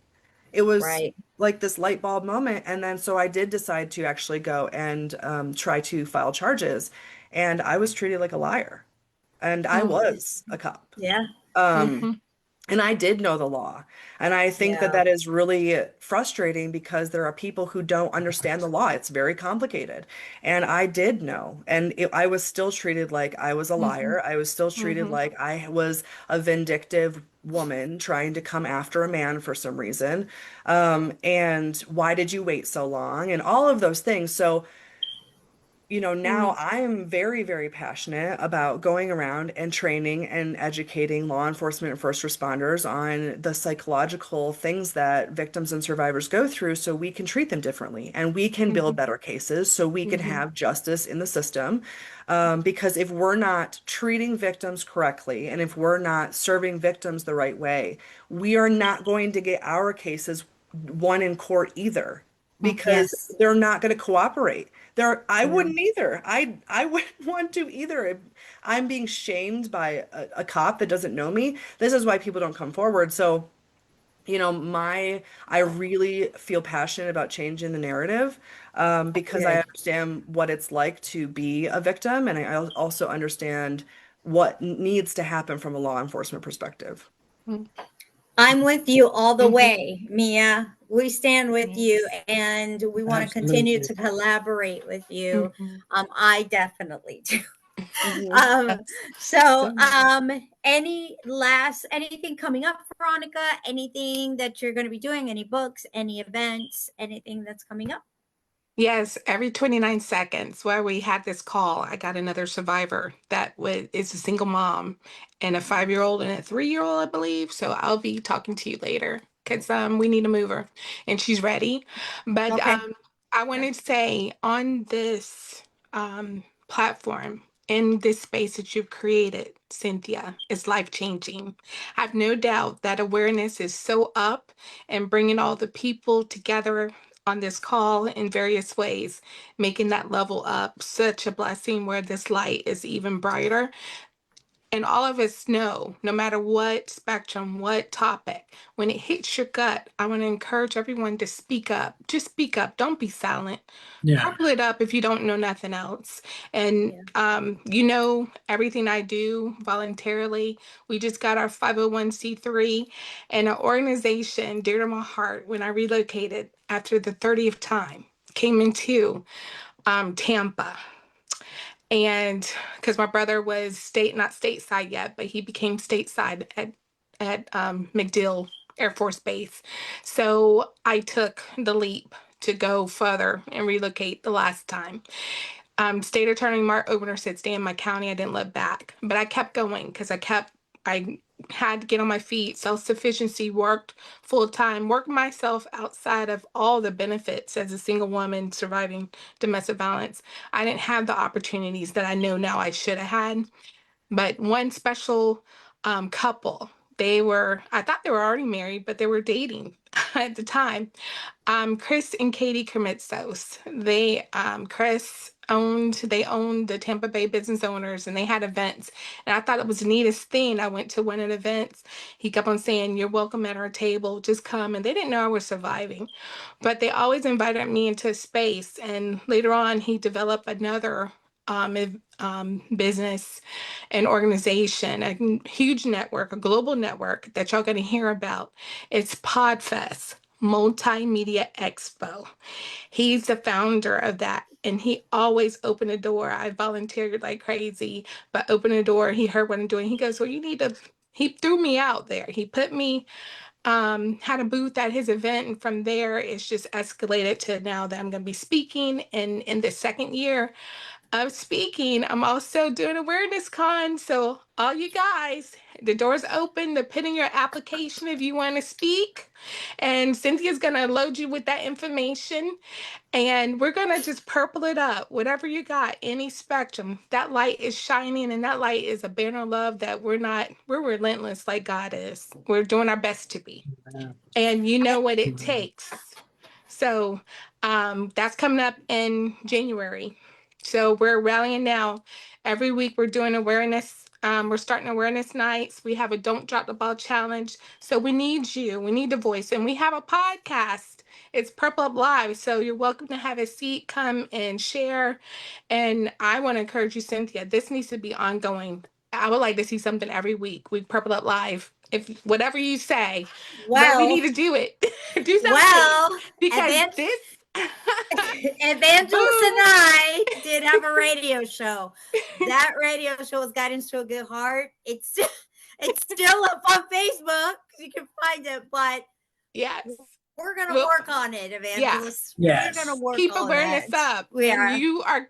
you're kicking it off for Purple Up. With this is the first thing. I waited to do anything else, and I wanted to tell you, you're kicking off. You know, I want to honor you back. As I already slightly hinted, keynote speaker or one of our head speakers at Podfest. And bless her heart, I said, Karen, I need you to submit your speaker's application because something more is coming out. And Mia, I want to make sure I'm saying your name right. Is that correct, Mia? Yes. We need your voice. And I appreciate Pastor that. and Patricia, we need your voice. Evangelist. Evangelist. I was getting there. Pasteurize. That's what that is. Pasteurize. I'm excited to be. I am a licensed and ordained minister. The minister. Okay, that's the glow. I get it. That's it, Pastor. Thank you, Veronica. I'm so happy to be one of your keynotes. I'm excited. Mia, anything coming up in the works? Anything we should know about? So I am doing some speaking events. So I would like to say if you would like me to come speak at an event, that please let me know.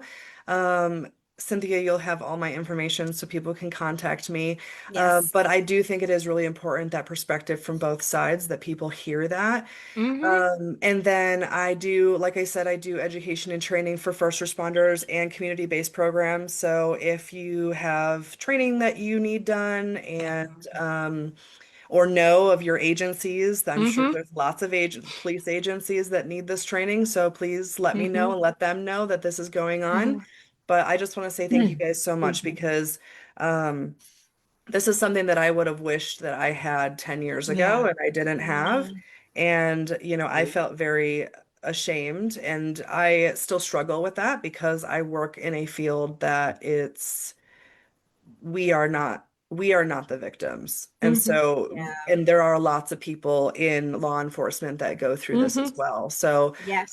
you know, I want to let people know that it's okay to speak up, and this is not your fault and you're not alone. Mia, you're amazing. Thank you so much. Evangelist, question. Would you like to bring everyone back? Sure, for those of who's still here. I know it was kind of long, but it was worth it. It was worth it. Well, just we hearing did this all during the COVID. It's been a lot. It's been a lot. Evangelist, you remember COVID? Yeah, I do. That one was a long show. I do.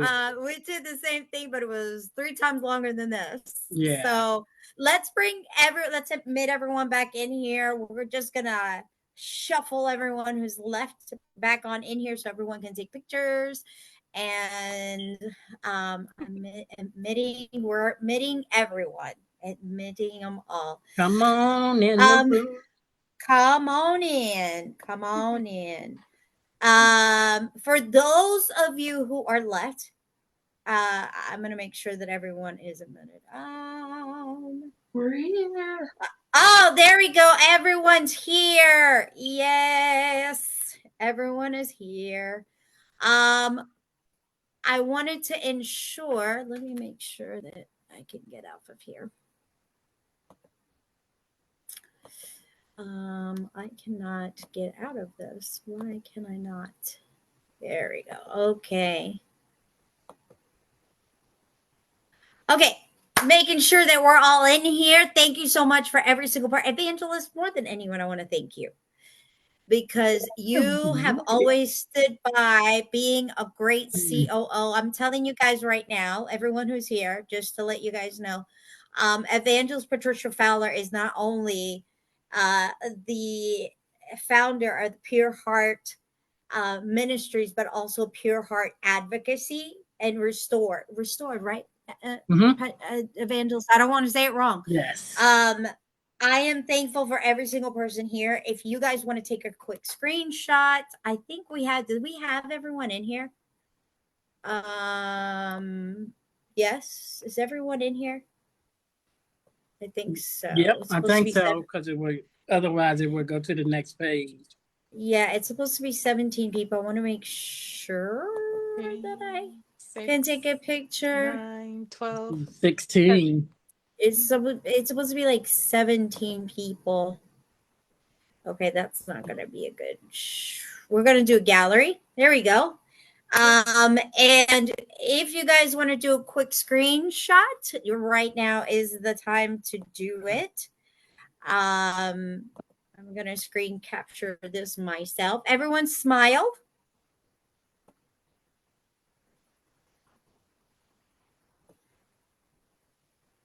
Wonderful. Thank you so much. I'm sorry. No, again, everyone. Uh-oh. Wonderful. Thank you so much. Were you not No, able your to do audio, your audio was mumbled. Oh, no. Everyone, if you want to take a quick picture, you can do that now before we log off. Anyone have any last words that they would like to bring up? Or are we good?